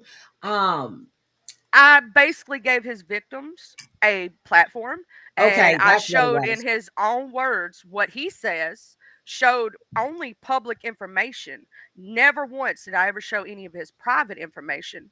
Have not involved his family. Now, his brother, Mark, is up there with him. Yes, I've showed his IBD page. That's a public page, right? And Okay. yes, I've roasted and gagged. They know chin have an ass. Yes, I have done that. I admit what I do, But you never right? taken it real I've life. never taken it real life and never wanted to take it real life because I'm not like that. I don't do that. I would never do that. Okay. Because I didn't understand, because Charlie, you were kind of heated.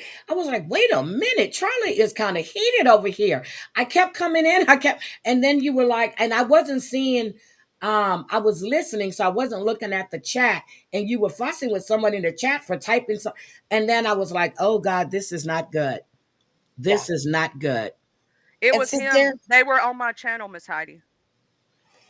They were trying to put my old address in my chat and saying they were Damn. calling me. Saying they were calling Well, me I heard you said incessantly. somebody was calling you, and you asked I think it was. I did. What? I ended up calling her to prove that Jim Okay. wasn't calling the right number. Okay, I remember hearing that. But when I heard Blaze that upset, now you know, Blaze is my sister.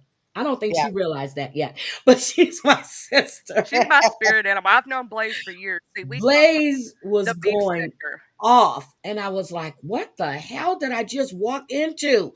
I was like, "Yeah," because Blaze has refused. Like, she don't want nothing to do with them. Like, nothing. She hasn't she got involved through this other chick, Vegas I girl. think she said Vegas girl. I heard her say that name, and but I was Vegas so girl confused. was trying to get Blaze and Jim and Mark to talk, and Blaze wanted no part of it. And Vegas girl, like, basically sniped the situation and had Blaze up on channel and then just allowed Jim up. And he called her some of the worst names, Miss Heidi. Well, I Can I heard say Blaze the was saying that. M-bomb? He Yeah, called I her heard an Blaze MB. was saying that.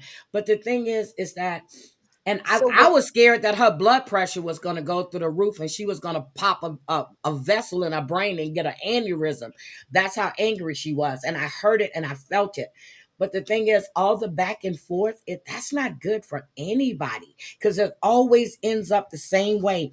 The yelling, the screaming, the stuff being put out online that's not true, but then people taking it and running with it. You see what I'm saying? Miss Heidi, he's going to do it anyway. It would be different if he was one of those people. Because, see, I'm from a sector. Me and Blaze both. We're from a place called the Beef Sector, right? I've heard the Beef Sector. Okay. And that's something that we do. We go Now, back and who's forth. part of the beef? What's considered the Beef Sector? Okay, so the Beef Sector started from T.S. Madison and Kaya. Do you I remember know when they T.S. had the Madison. Queen's Supreme Court? Okay. When they broke up, some people were Team Kaya and some people were Team TS. Okay. Well, they started going back and forth over that. And then from there, it grew legs, and it grew its own thing.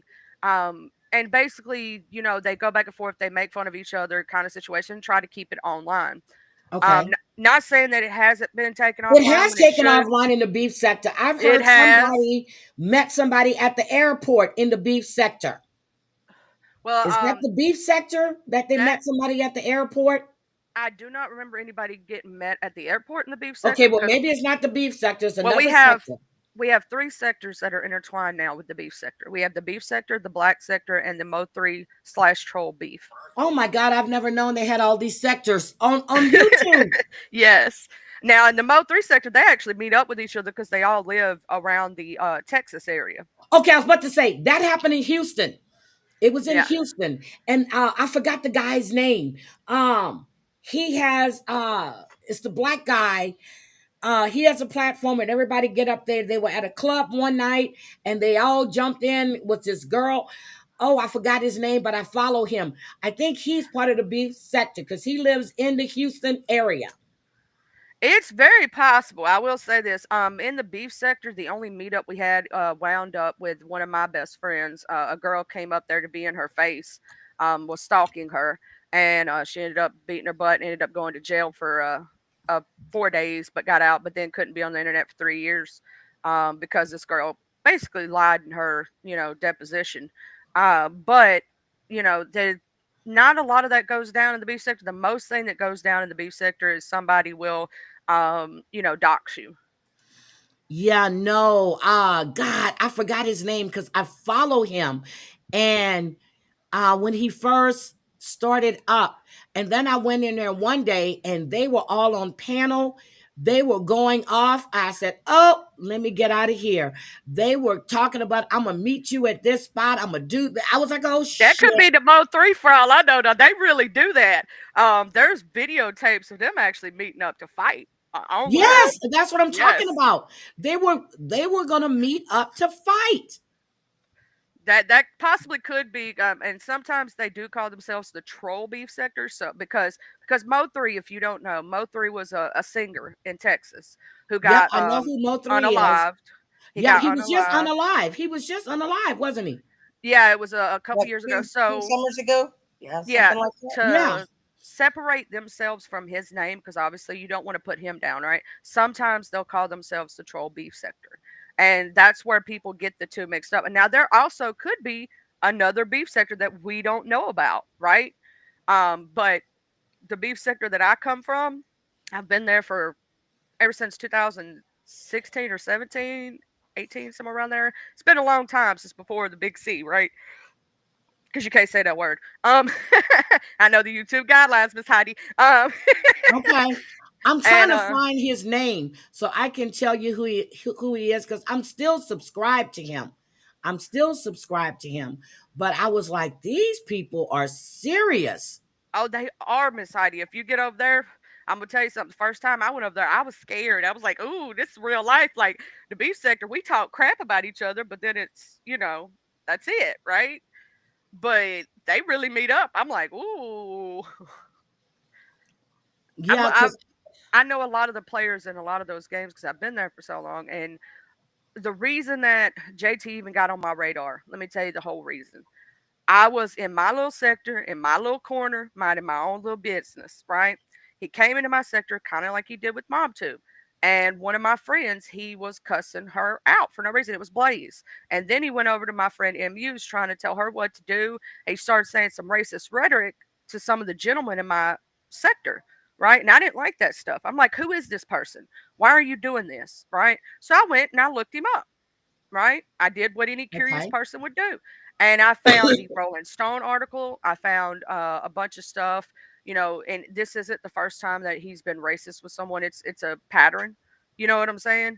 Okay. And so I started, exposing the information that I could find that was public to warn my sector about not platforming him, about the stuff that he does. And then that's how everyone else found me. And I don't do it all the time. It's usually like either on a topic Tuesday or a mess around find out Friday.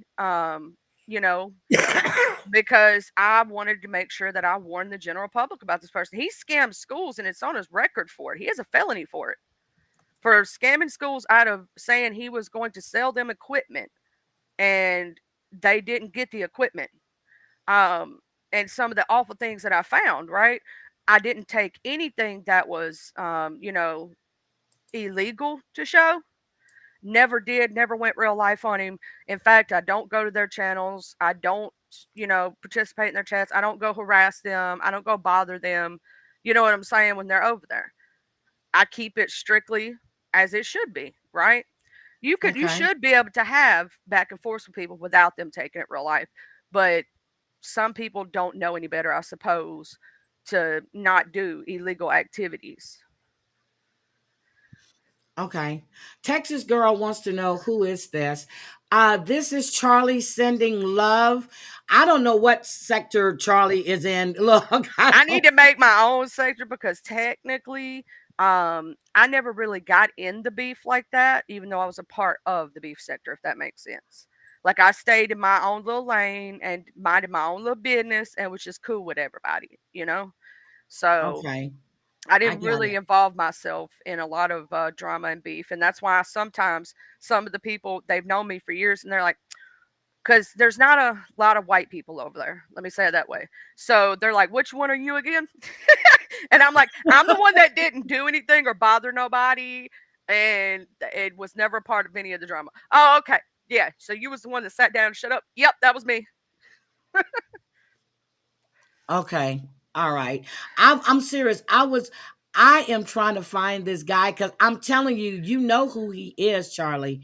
And I'm trying to remember his name. But I am subscribed to his channel and I still subscribe.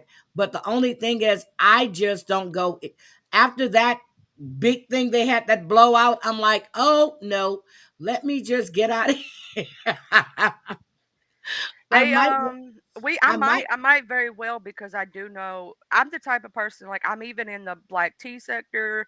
I go around to different sectors and different places and meet new people all the time, because I think the best way to grow your channel and to be a person is to network, right? Try to support as yes. many people as you can. Uh-huh. And that's what I do. Now I do have regular content besides, I talking know, I trash. watch you. I got to get back to my True Crime Thursdays, but some of the cases that I was looking at are not going to trial yet, and I'm waiting on them to go to trial, if that makes sense. And so I just Yep. been doing a lot of coffee conversations, talking a lot to the audience, and just chilling.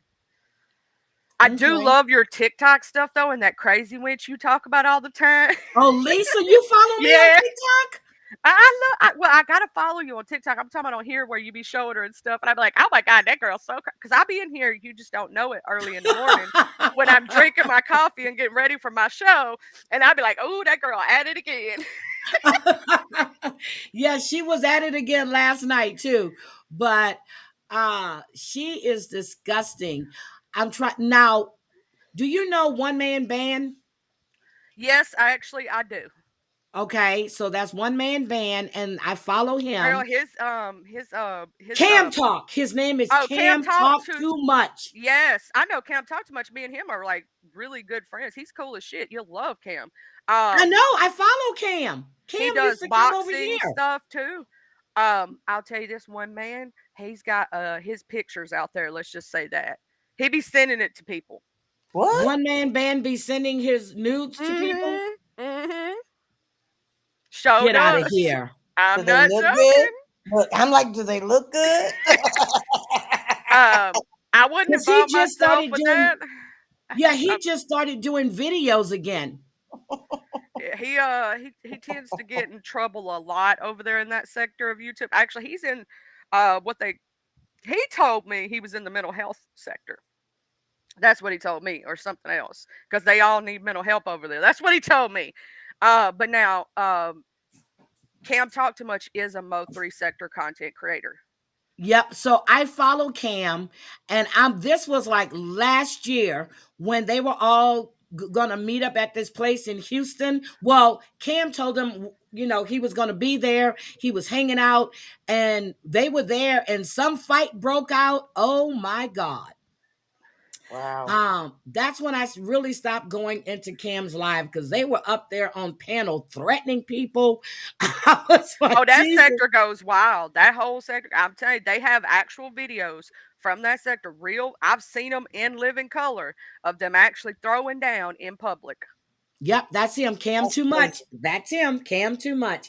I've been following Cam now for like maybe 2.5 years, 2.5, 3. But I like Cam. He's a really nice person. And this other guy, but One Man Band, he's changed his name so many times. Okay. He had stopped coming on YouTube. Then he just started coming on YouTube again. You know why he stopped coming on YouTube, right? No. They had an expose about him. If you look at I don't know if the live is still up, but Shamar Sledge, he's a really cool dude. His people are called he calls his chat the Haven, pretty much. Shamar Sledge. Okay, Yeah, you gotta send me that link. he's cool. I Okay. love him. I love his lives. He's a part of the sector that One Man Band is a part of, and he's a part of the Mo3 sector. So he quite literally exposed some of the things One Man Band has done. He scammed one of his subscribers out of a lot of money. But he works. He's all what? And he has a criminal record that you would not believe. Just to say, I don't have any problems with One Man Okay, Band I'm myself. looking at Shamar Sledge with the dreads. Shamar's oh, cool he's people. covering Shamar and Alvo.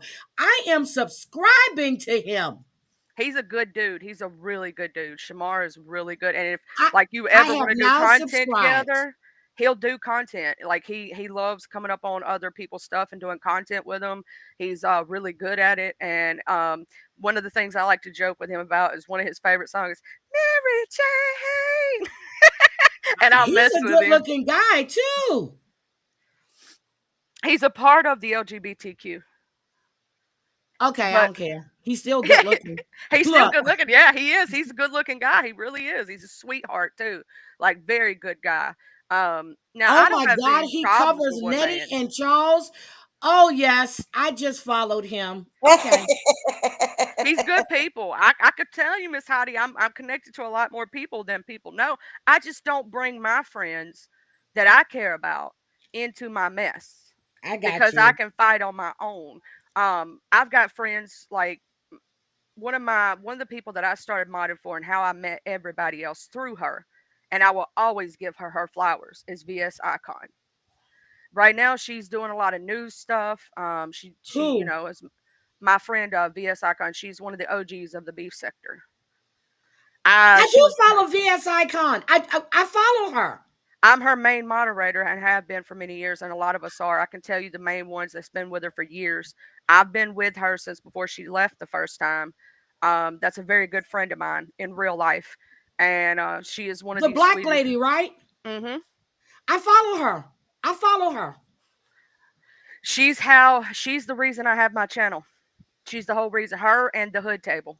And if you don't follow the Hood Table, you'll love her. She does show reviews and cakes, and she sometimes plays around with the mess a little bit, but mostly she does show reviews, and she's a cake decorator out of the Midwest. But I don't get her notifications. I just happen to see her when she's live. You're live. You're live a lot of times when she's live. She does early morning. Okay, but I do follow her because I went in one day and she was talking about something. VS Icon, she's live right now. Morning news. Why are black people taking on other people's problems? She's very opinionated. Yeah, I do follow her. I follow her. I like her. And I've been subscribed to her for quite a while. I was with her back when she had a thing called the Mess Express. I was back with her when she first, before she did the beef sector content, she did hair. And she was called, the reason VS is her name is it was Vegan Sippy. She's originally from Mississippi. Originally. She's not there anymore, right? She was a soldier, so I always give her flowers for that. That's why she lives where she lives now. She's an amazing human being. A lot of people don't like her and they call her a demon because they can't stand her words, because she's one strong woman and she will cuss somebody out in a minute. So Charlie, it's funny. So the people that I follow, you follow them too, and you know them. And yeah, and I don't know why we ain't never crossed paths before. Probably because I catch the replays a lot.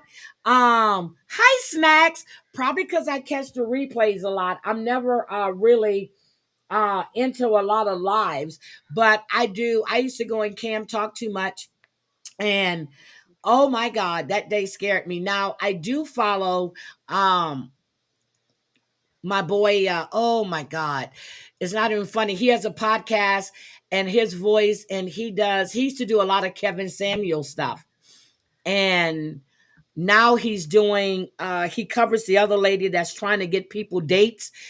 What is his name again? He comes in here.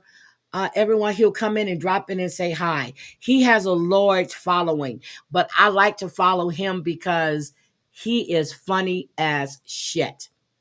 You got to tag me with his channel on there so I can follow him because The something podcast. I'm gonna tell you what his name is. It's not even funny because I know whenever he comes in or whenever I go over there, he goes, "There my girl goes. Long time, Heidi." I said hello, but I don't really go into a lot of live streams. I do catch replays.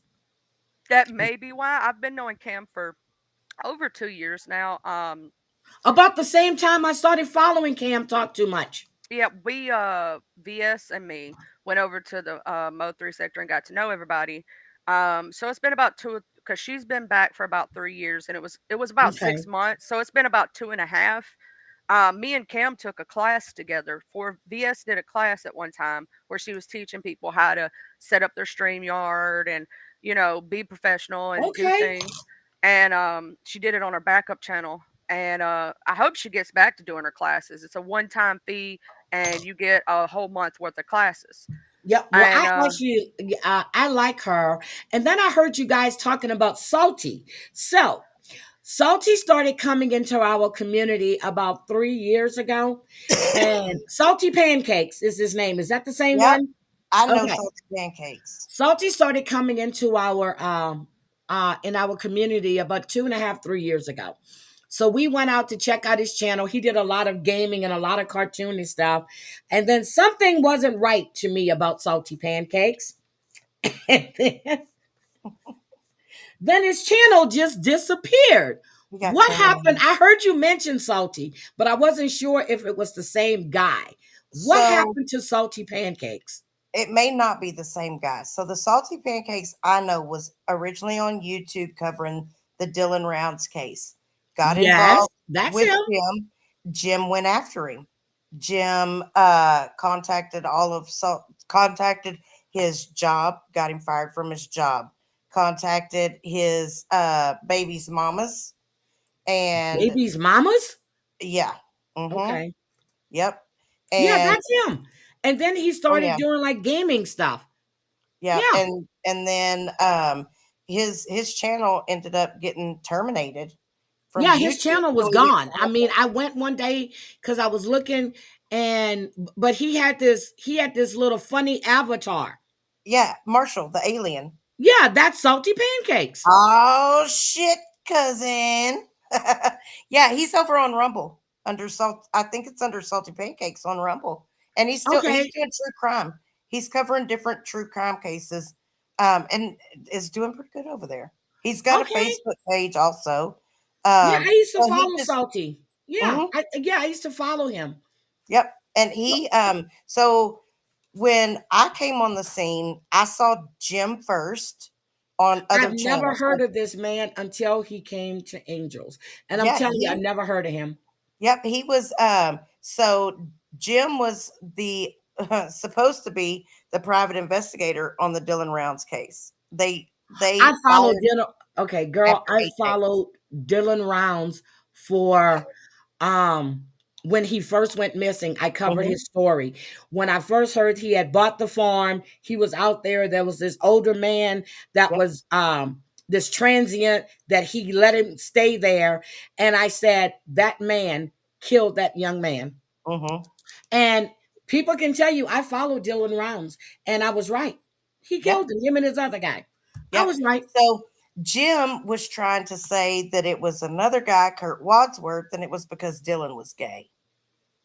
And that's not true at all. At all. Yeah. I followed Dylan Rounds. I remember I played his mother's interview on here.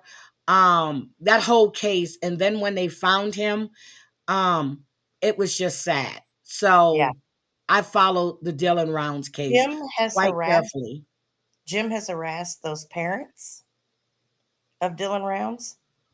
I mean, the stuff that he has done to that family is deplorable.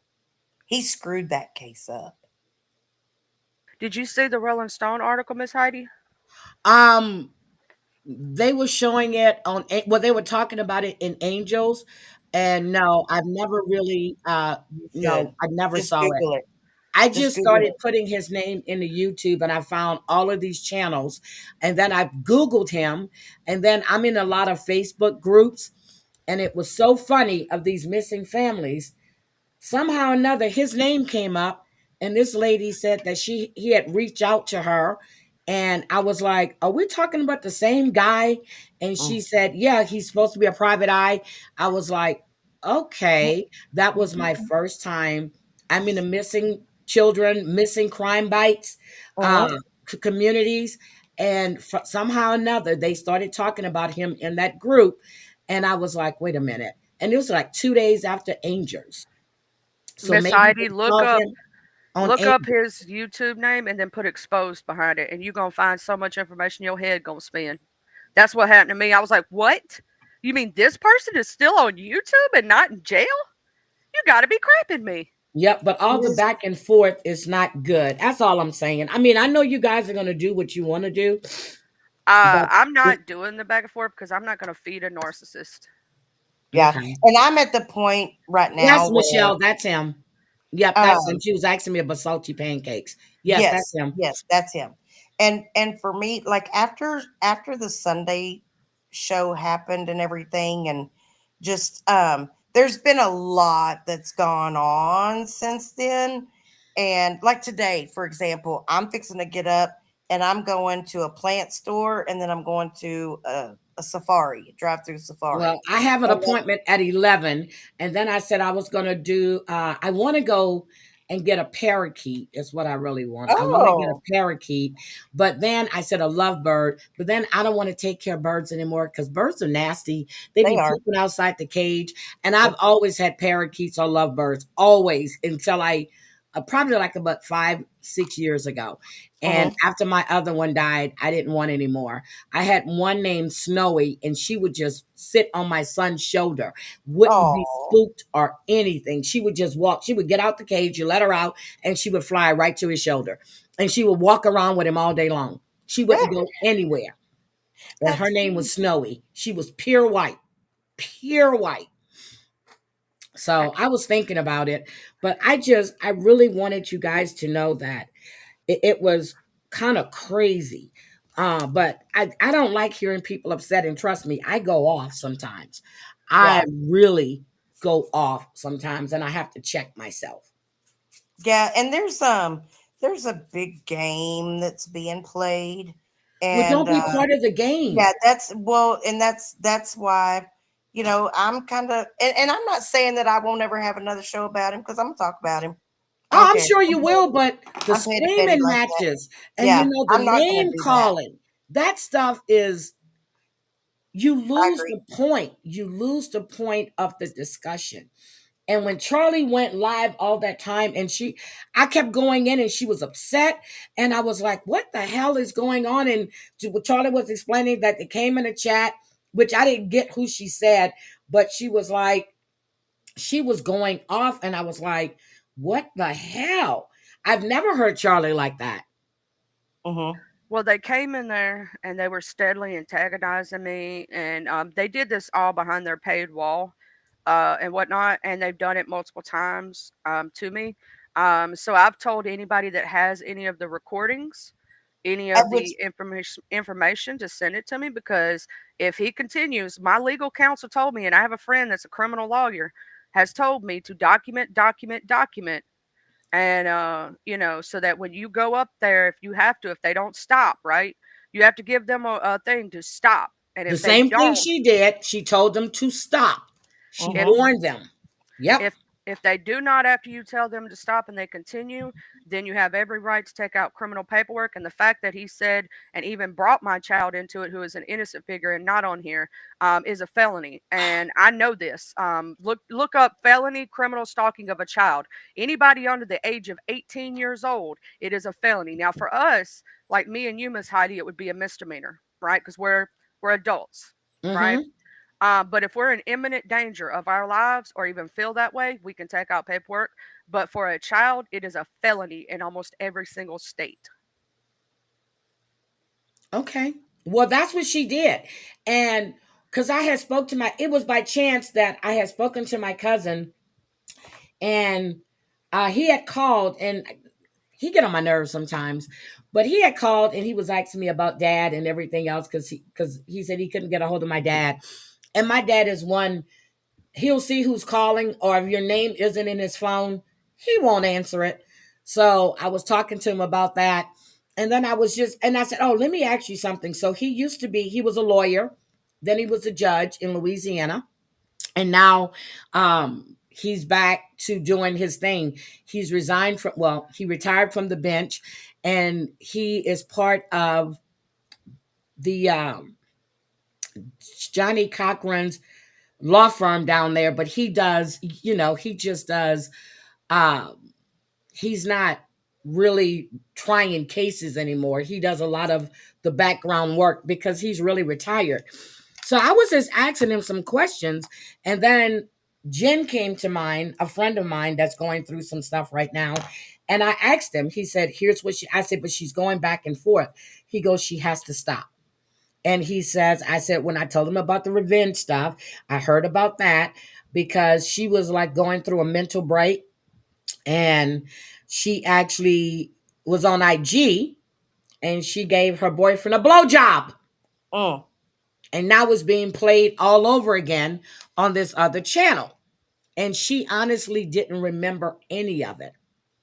Wow. It's okay, Snacks. So, and then the stuff that's being done, he also told me to have her contact Zillow and get her house, because the house is sold. It should no longer be showing. It should no longer be there for anyone to show. So it's a few things that he's told me that she needs to do. And then yesterday, this happened with WTF, and I happened to be scrolling TikTok and I saw it, and I was like, oh my God, this is the same thing my cousin said. So I hope she listens. I hope she listens. I used to have a 75-gallon saltwater tank living in Virginia Beach. I used to buy, what are they called? Blue Beauties, the yellow tank. Those fish are expensive. Even then, they were expensive fish. But I had a 75-gallon saltwater tank. Dang. You're That's a 100% though, right, Miss Heidi? You have to, in order to handle things legally, you have to give warning. You have to shut up, pretty much for a little while, and see if they continue their behavior. And I do have to drop, Miss Heidi. Thank you for having me. Yep, Yeah, you go you ahead got on people because I waiting on need you. to go as well. But Yeah. but I'm gonna talk to Watch You're Crazy for a second. I Thank you, love you. Charlie. Bye. I'll see you in a little bit. Bye. So no, they Uh-huh. don't die fast. Um, it's easy to keep a saltwater fish tank. It really is. 75-gallon saltwater in Oh. Virginia Beach. Yes, I did. Yep, I did. And then I had the fish that actually cleaned the tank. And let me tell you, when I got mad at my ex-husband, Uh-huh. I ain't gonna tell you what I did to that saltwater tank. I can I only ain't guess. gonna tell you what I did to that saltwater tank. I can But, only guess. but those fish were actually expensive I fish. bet. Yep. So really expensive. It was the something beauty. Hold on. I can tell you what it is, because he would go spend, sometimes the fish are 40 something, and we're talking about 20 something years ago. Yeah. Okay.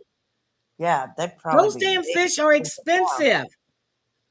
Thank you, Mhm. Charlie, for coming up. But I'm just saying to you, watch. Look. I like to watch your driving talks. Those are nice. But stop going back and forth. It's not doing you any good. Okay, I'm honest. Stop going back and forth because it's not good. Not at all. Understand. Huh? I said I understand, and I Okay. appreciate it. So I had the coral beauties. I'm gonna tell you what I'm looking right at them now. These fish are expensive. And then I Snuggle had the Bunny said striped the fish went corals. Huh? to heaven. Snuggle Bunny said the fish went to heaven. Yep. Tire cleaner and all.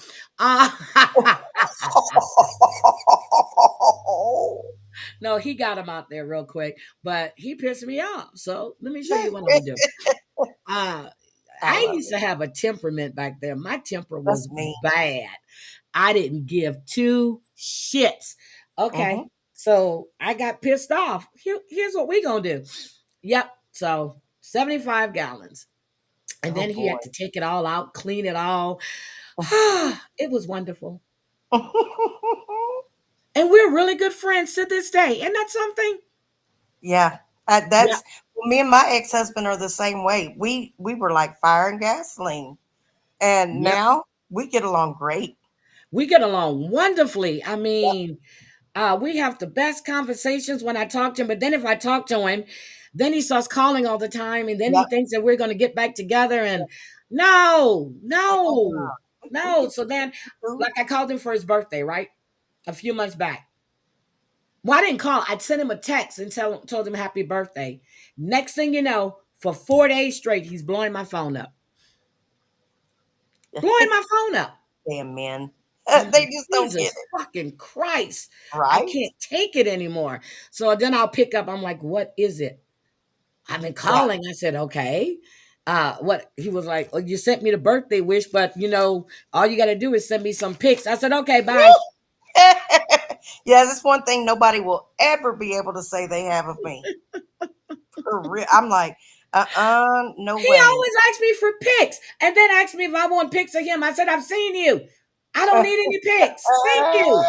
Right. I live with you. I know what you look like. I'm good. I'm good.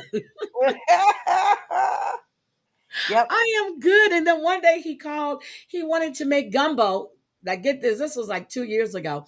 He wanted to make gumbo for his girlfriend and some of her friends.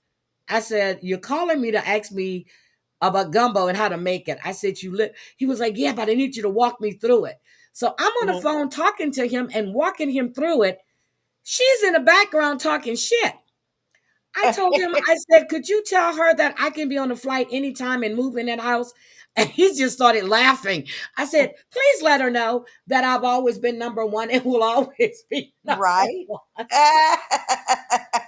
He's never been remarried. Never got remarried. Now mine did, thank God. He did get remarried, and one of the women that I caught him cheating on me with, he was with through I was his second marriage. Oh damn! Come on. He got divorced from the first wife for the same woman as I divorced him for. Damn. And then he got with the third woman. Hold on a minute. He was cheating with the first wife with the same woman he was cheating on you with. Yeah. Why didn't he just marry that woman? I don't know.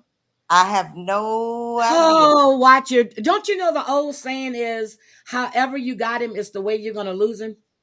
Okay. Well, I didn't get him I didn't think he was cheating. Okay. I didn't cheat with him. So he was married to someone else before I ever met him.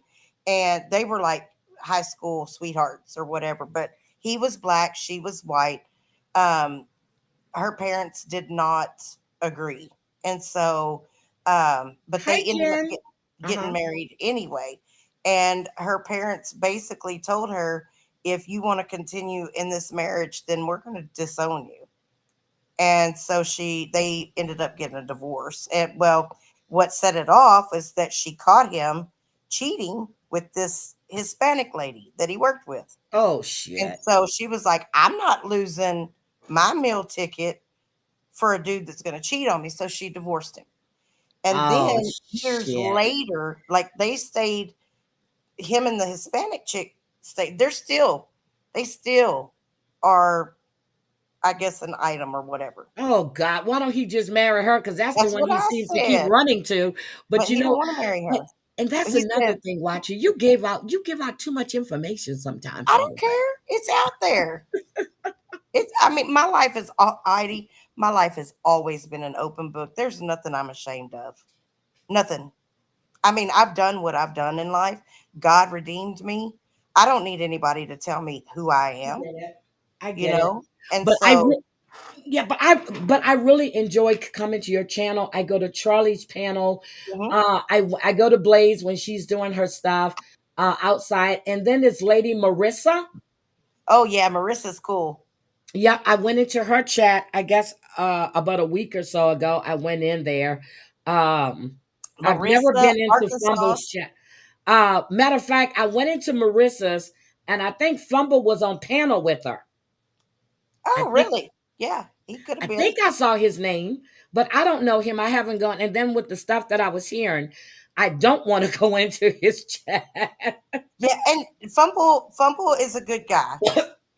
He got in trouble for the incident with his wife. There was a domestic issue, Okay. and that they divorced after that, and he ended up getting remarried to this really, really, really amazing woman, and he completely turned his life around. He's never been in trouble since then. He is actually he's a really good guy.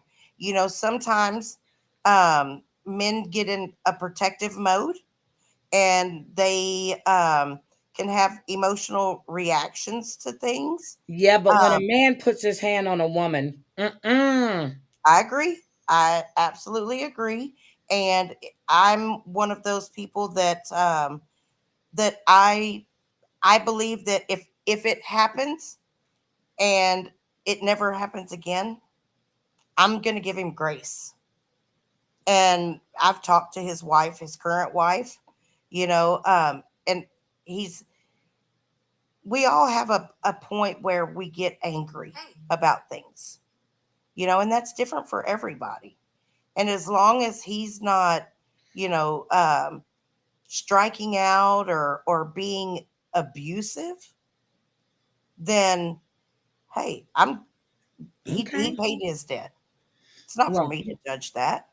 well, let me tell you, you guys are fun. I'm glad I've met you. Same. I haven't seen this lady, JoJo Badass. I haven't seen her Oh, around, well, let me tell you, she's still lurking. That she crazy. She's but posting about me all the time. I don't even talk to her. Don't talk about her. Nothing. And she's still out there posting about me doing whatever. That's fine. well, I haven't seen any Yeah, of her posts, but well, probably because she hasn't tagged me anymore. right. But I haven't seen her. But for the chats that I do go into, I really enjoy you guys and Arkansas's chat too. I love her chat. She's awesome. That's a lively panel right there. Oh yeah. I love And her chat. she has really done amazing with her channel because see, she was Jim's first mod, and she was there all the time, and he really did her real dirty, and he's still doing her dirty, and she doesn't talk about him. See, I don't know. See, that's just it. If I come in there, and I'm being honest, if I come in there and you guys are going off about this whole it actually irks my nerves sometimes because it's Mhm. just the same stuff over and Right. over again. So, Yep. but then it's just like okay, and then once you guys get past it and you've talked about it, then you move it on to something else. But I Right. just don't understand the back and forth. I don't do the back and forth. I just Right. don't. I say what I have to say and I'm done. I don't Yeah. do the back and forth. But And a lot of mine too. I've always been a great arguer, debater, whatever. You can't debate with him because he just nope. once it's a narrative that he doesn't like, he's going to talk over you. He's going to yell. He's going to scream. Blah blah blah blah blah. Okay, so but what I want to know is what's your take on Eric Foss? So I really, really enjoy Eric's prison content. Mm-hmm. He does some really like he had one of his buddies that was that got a life sentence Yeah, for now I saw he was supposed okay. to be having that guy come on, but I Oh, didn't go back to see it it because was when I such a great okay, interview. It was a okay. great interview. When Eric's doing his prison stuff, I really, really enjoy it. I've spoken to him offline about my son because my son is in prison, and as a parent, I have concerns because I used to work in the prison here in Texas, and I have concerns with my son being institutionalized and things that I can do as a mother to be supportive and help support him when he comes home, but not to an extreme where So he when is he feels due to come home? next year, next summer. Yeah, he's Okay. coming home next summer. So he went for a different charge than you shooting someone. It was something different. He went to jail, like a year later, you said? Well, he's been locked up now almost 3 years. He got 4 years. He had 5 counts of aggravated assault with a deadly weapon and 3 counts of a felon in possession of a firearm. Who did he assault? Nobody. Shit. What happened is he pulled up to a stop sign in downtown. His baby mama and her family was standing on the corner. He rolled down the window and popped off and said something smart as her and her brother approached his vehicle, and her brother reached into the vehicle to choke him. He was in Where his did the dad's gun truck. come from? His dad. He was in his dad's truck, and his dad keeps his concealed carry weapon in Oh, there. God. So why So did Lawrence grabbed it and pointed it at him and said, "If you don't back the F up, I'm going to shoot you." And so they called 911 and they pulled him over down the road and took him to jail. But when he told them what happened, why is he in jail? That to me is strange. Because they have a very long standing history of issues. Got it. Okay. Yeah. So it wasn't just this one incident. Gotcha. No, and this was after the shooting at my house. Okay, I got it. So it wasn't just this one thing. I got it now. Oh no. Okay. No. Well, there's way more to that than I would ever discuss online. yeah, but maybe one day, Watcher, you do a members only and you put out your story, because like Lady Red has a story to tell about her being in the system, and you were up here that day with her. Right. So everybody has a story to tell. The only reason that I probably won't ever do that is because there is so much on both sides, mom and dad, of my grandchildren, that I Oh, don't that's true. want Yeah. my grandchildren to see that. Yep, that's true. I get that. Neither side has handled things properly. Yep, I get And that. I think it's in the best interest of my grandchildren for them to be adults and then be able to sit down and see for them, because I have all the evidence. I have everything from both of them, so that when those boys finally do ask and want to know, that they will see the truth, not just one side. Yeah, but that's okay. Me as a grandmother, I had to deal with this with my grandchildren when my son and their mother divorced. He took full custody of his kids. Then he had to go overseas. His son wanted to go to his mom. Mom was telling him all kinds of things. Now my grandson at 14, almost 15, is back with his dad. He's in London, and he's come to the decision that he doesn't want to speak to his mother because of things that she was telling him about his dad, which wasn't true. But she started doing that stuff after I left Houston, because she knew he would tell me the stuff that she was saying. That he wanted, that he sent him there because he didn't want to stay with his stepmom. Right. He missed his dad. At the time, they had to finish school and then they can go overseas, but he wanted them to finish out in the States, which was only like 3 to 4 months. Then C-19 hit, and nobody can go anywhere. Right. So it was just a whole crazy thing.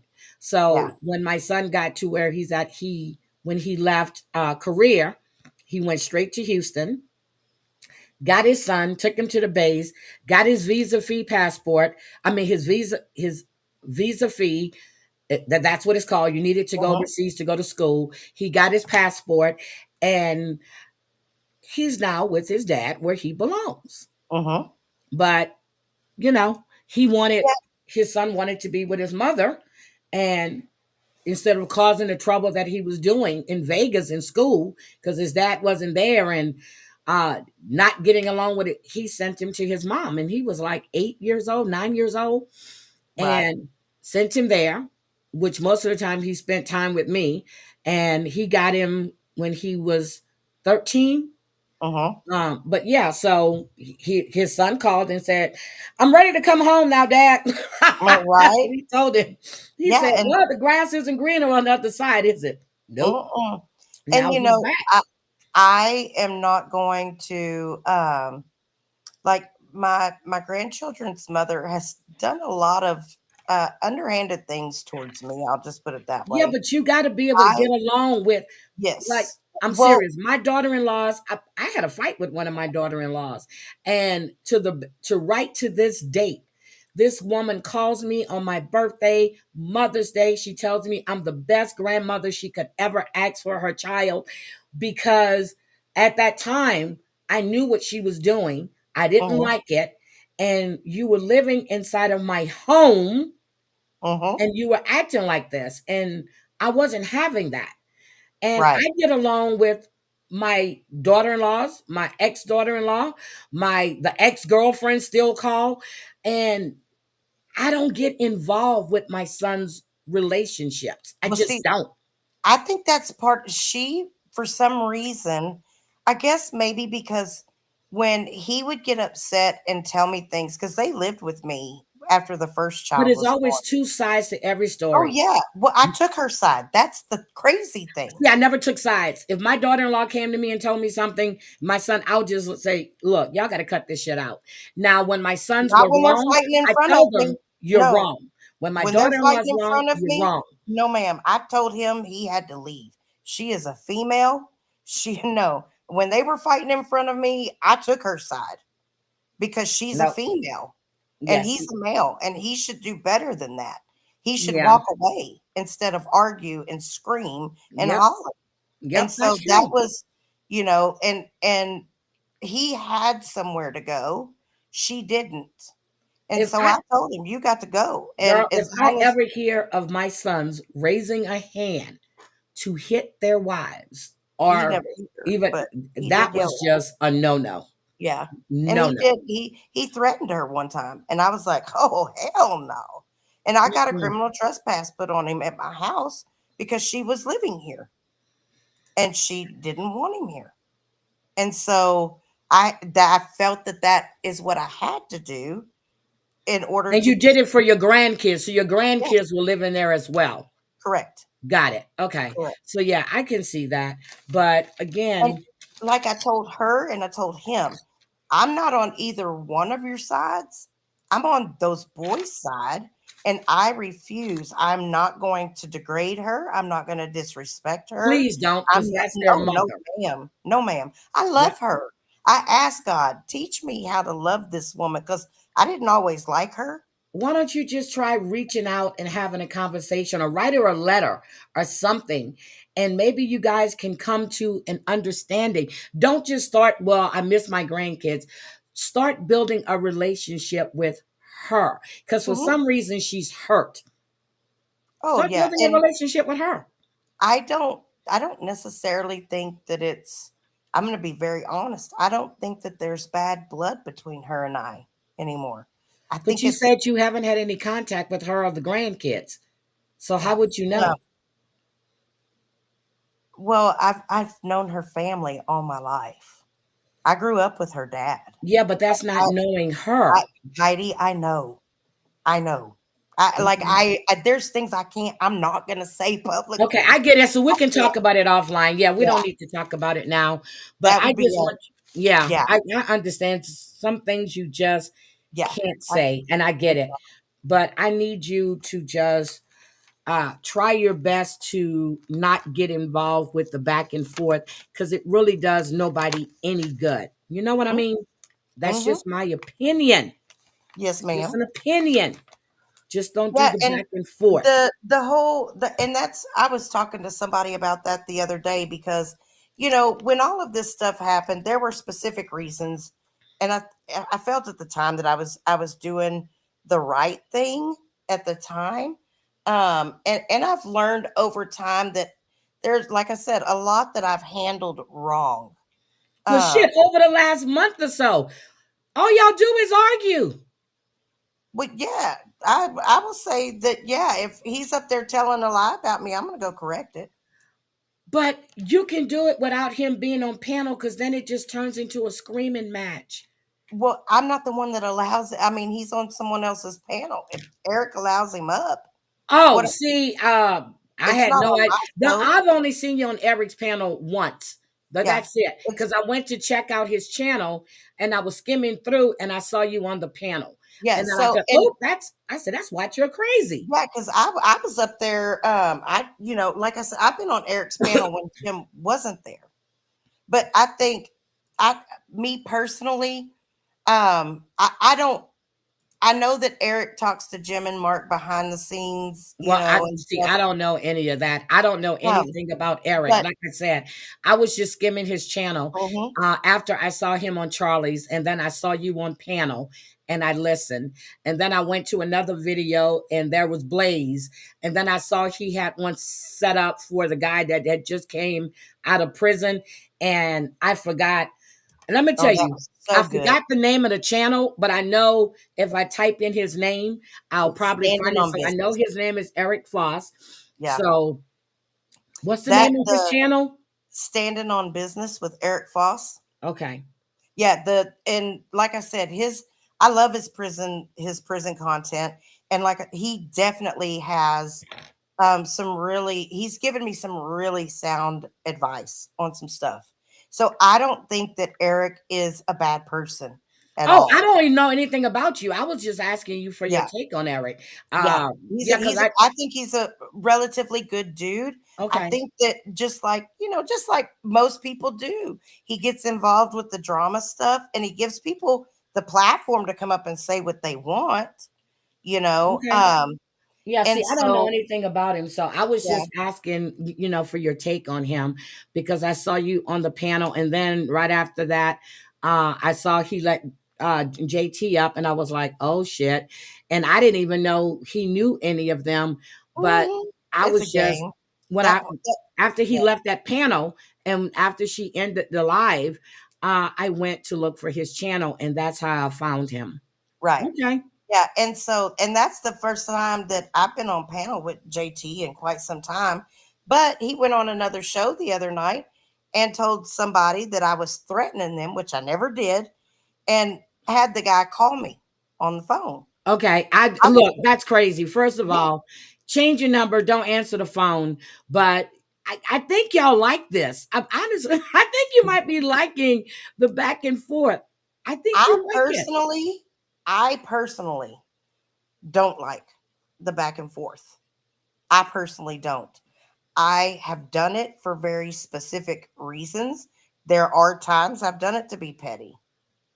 There are. I'm not going to lie about that. But as far as, keeping it going, like I really I don't watch where Jim is anymore. Anything that he's on, if he's on it, I turn it. I leave. I don't want to listen to it. I don't want to hear it anymore. It's started to create problems amongst people that I care about and that I'm Okay. friends with. And I don't want that. People have come to me, wanting me to do this or wanting me to do that. I don't want to do all of that. I'd rather just go ahead and move on and start taking things in a different direction for me, which Okay. um because That's just my opinion, Charlie. I mean, it's you not don't going have to go to. anywhere. I mean, until, like, for me legally, like I said, there are some things that are already out of my hands legally that are being looked at and investigated and that kind of thing because of the open case. So, but I'm a witness in that case. So, Yeah, but I'm just saying, I mean, that's just my um, opinion. You don't yeah. have to listen to what I'm saying. That's just my No, opinion. That's it. I appreciate it because, we don't learn to be better people if we don't get differences of opinions and consider those and look at, hey, what can I do to be better? And I went through a situation that's probably been close to 2 weeks ago now, where I had 3 different people that I don't think knew each other that came to me and said, hey, I heard you say something about this, and while I understand your perception of it, it wasn't right that you said it. And it took me a few days of thinking about it. And I was like, you know what? They're absolutely correct. They're absolutely correct. Even though I didn't feel like what I had said was bad. It's just the perception that it gives off, you know? And I don't want to be that person. I want to be a better person. So I don't mind constructive criticism. I don't mind people sharing their opinions because I'm going to take it and think. Because I don't think it's healthy for anyone, to be honest. I just don't. Yeah, I just don't think it's healthy for anyone, and it's not good. So that's all I was saying. But anyway, I have to go because I have to shampoo my hair and I have an appointment. But I really appreciate you coming up and talking to me. I appreciate Charlie coming up. And thank you guys so much. And I will see you. So when is your next live? I'm actually in about an hour. I'm going to go live and we're going to go to a plant store in town that has, it's a new place. And then I'm going to go through the drive-through animal safari on live. The drive-through animal safari? Uh-huh. That's in Texas. Yeah. You're in Texas? Yes, ma'am. I'm an hour and a half north of Houston. I'm in College Station. I know where College Station is. Mm-hmm. Yes, ma'am. Oh my God. Okay. So you're around College State and Denton and all of that. Yeah. So I am between Houston and Dallas. Okay. Mm-hmm. Yes, ma'am. So that's what we're doing today. And that's the kind of and I'll probably start doing more on my members channel too. Instead of, I'll probably start doing maybe one thing or two things live during the week publicly. And then I'm going to start focusing more on my membership stuff. Because there's a lot of things that I want to do and I want to share, but I don't necessarily just want to give it to everybody in God's creation. I feel like it should be reserved for people who want to see more about me as a person. So sensitive topics. And because my godson was unalived, him and his best friend a few years ago in Fort Worth. And the guy that did it was an 8th grade math teacher. He went to school on Monday morning like nothing happened. And he's now serving life in prison for it.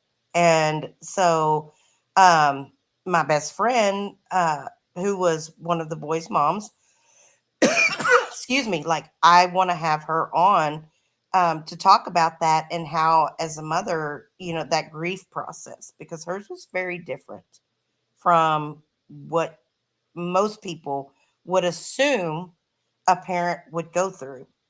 And she handled it in a manner that I never would have been able to because I'm just not that strong.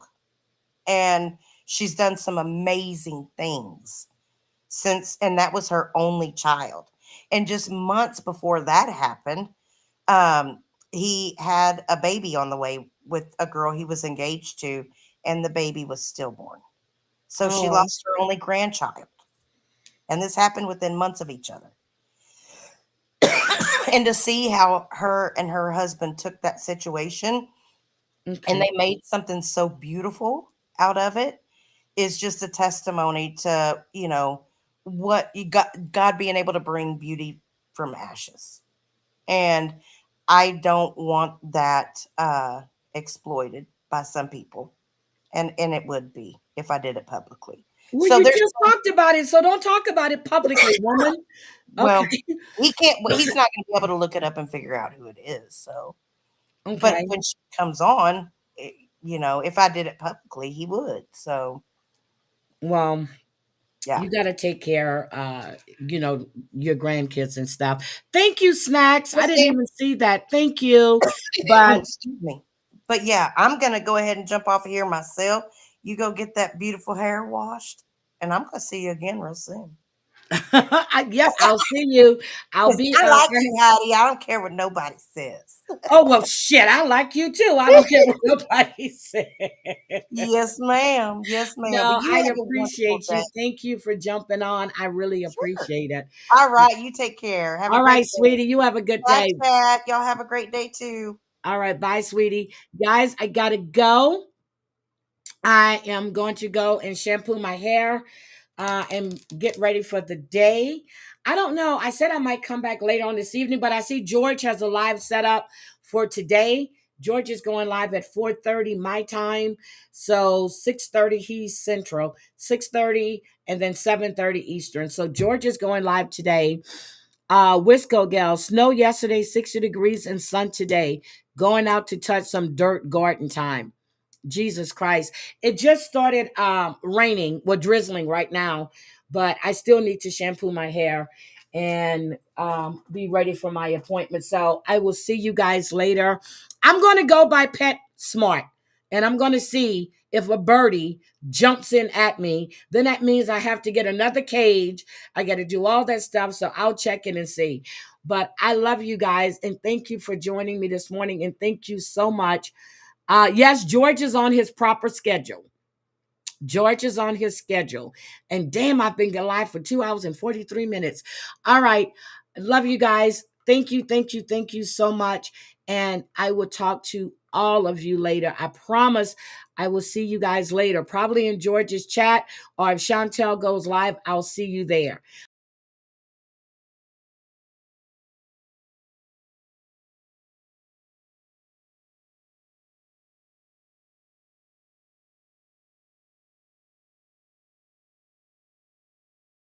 I don't ever slow up, no I don't take shit. I got no love for the fakeness. If you wanna play tough and wanna hate this, I'll always show up. I don't ever slow up, no I don't take shit. I got no love for the fakeness. If you wanna play tough and wanna hate this, I'll always show up and make a statement. I don't ever slow up, no I don't take shit. I got no love for the fakeness. If you wanna play tough and wanna hate this, I'll always show up and make a statement. Everything I do so instinctive and so passionate. Every word I move so descriptive like an adjective. I got a vendetta against people who patented being negative when you should be getting after it. I got facts over tracks, this and that. Spitting slow, spitting fast. I could roast, I could gas. Think I'm okay at last, but I don't know if that can erase all the past. And the pettiness, a reflection of the emptiness. Hilarious, you think you're worth my time, you're delirious. Mysterious, because you hide behind a fake exterior.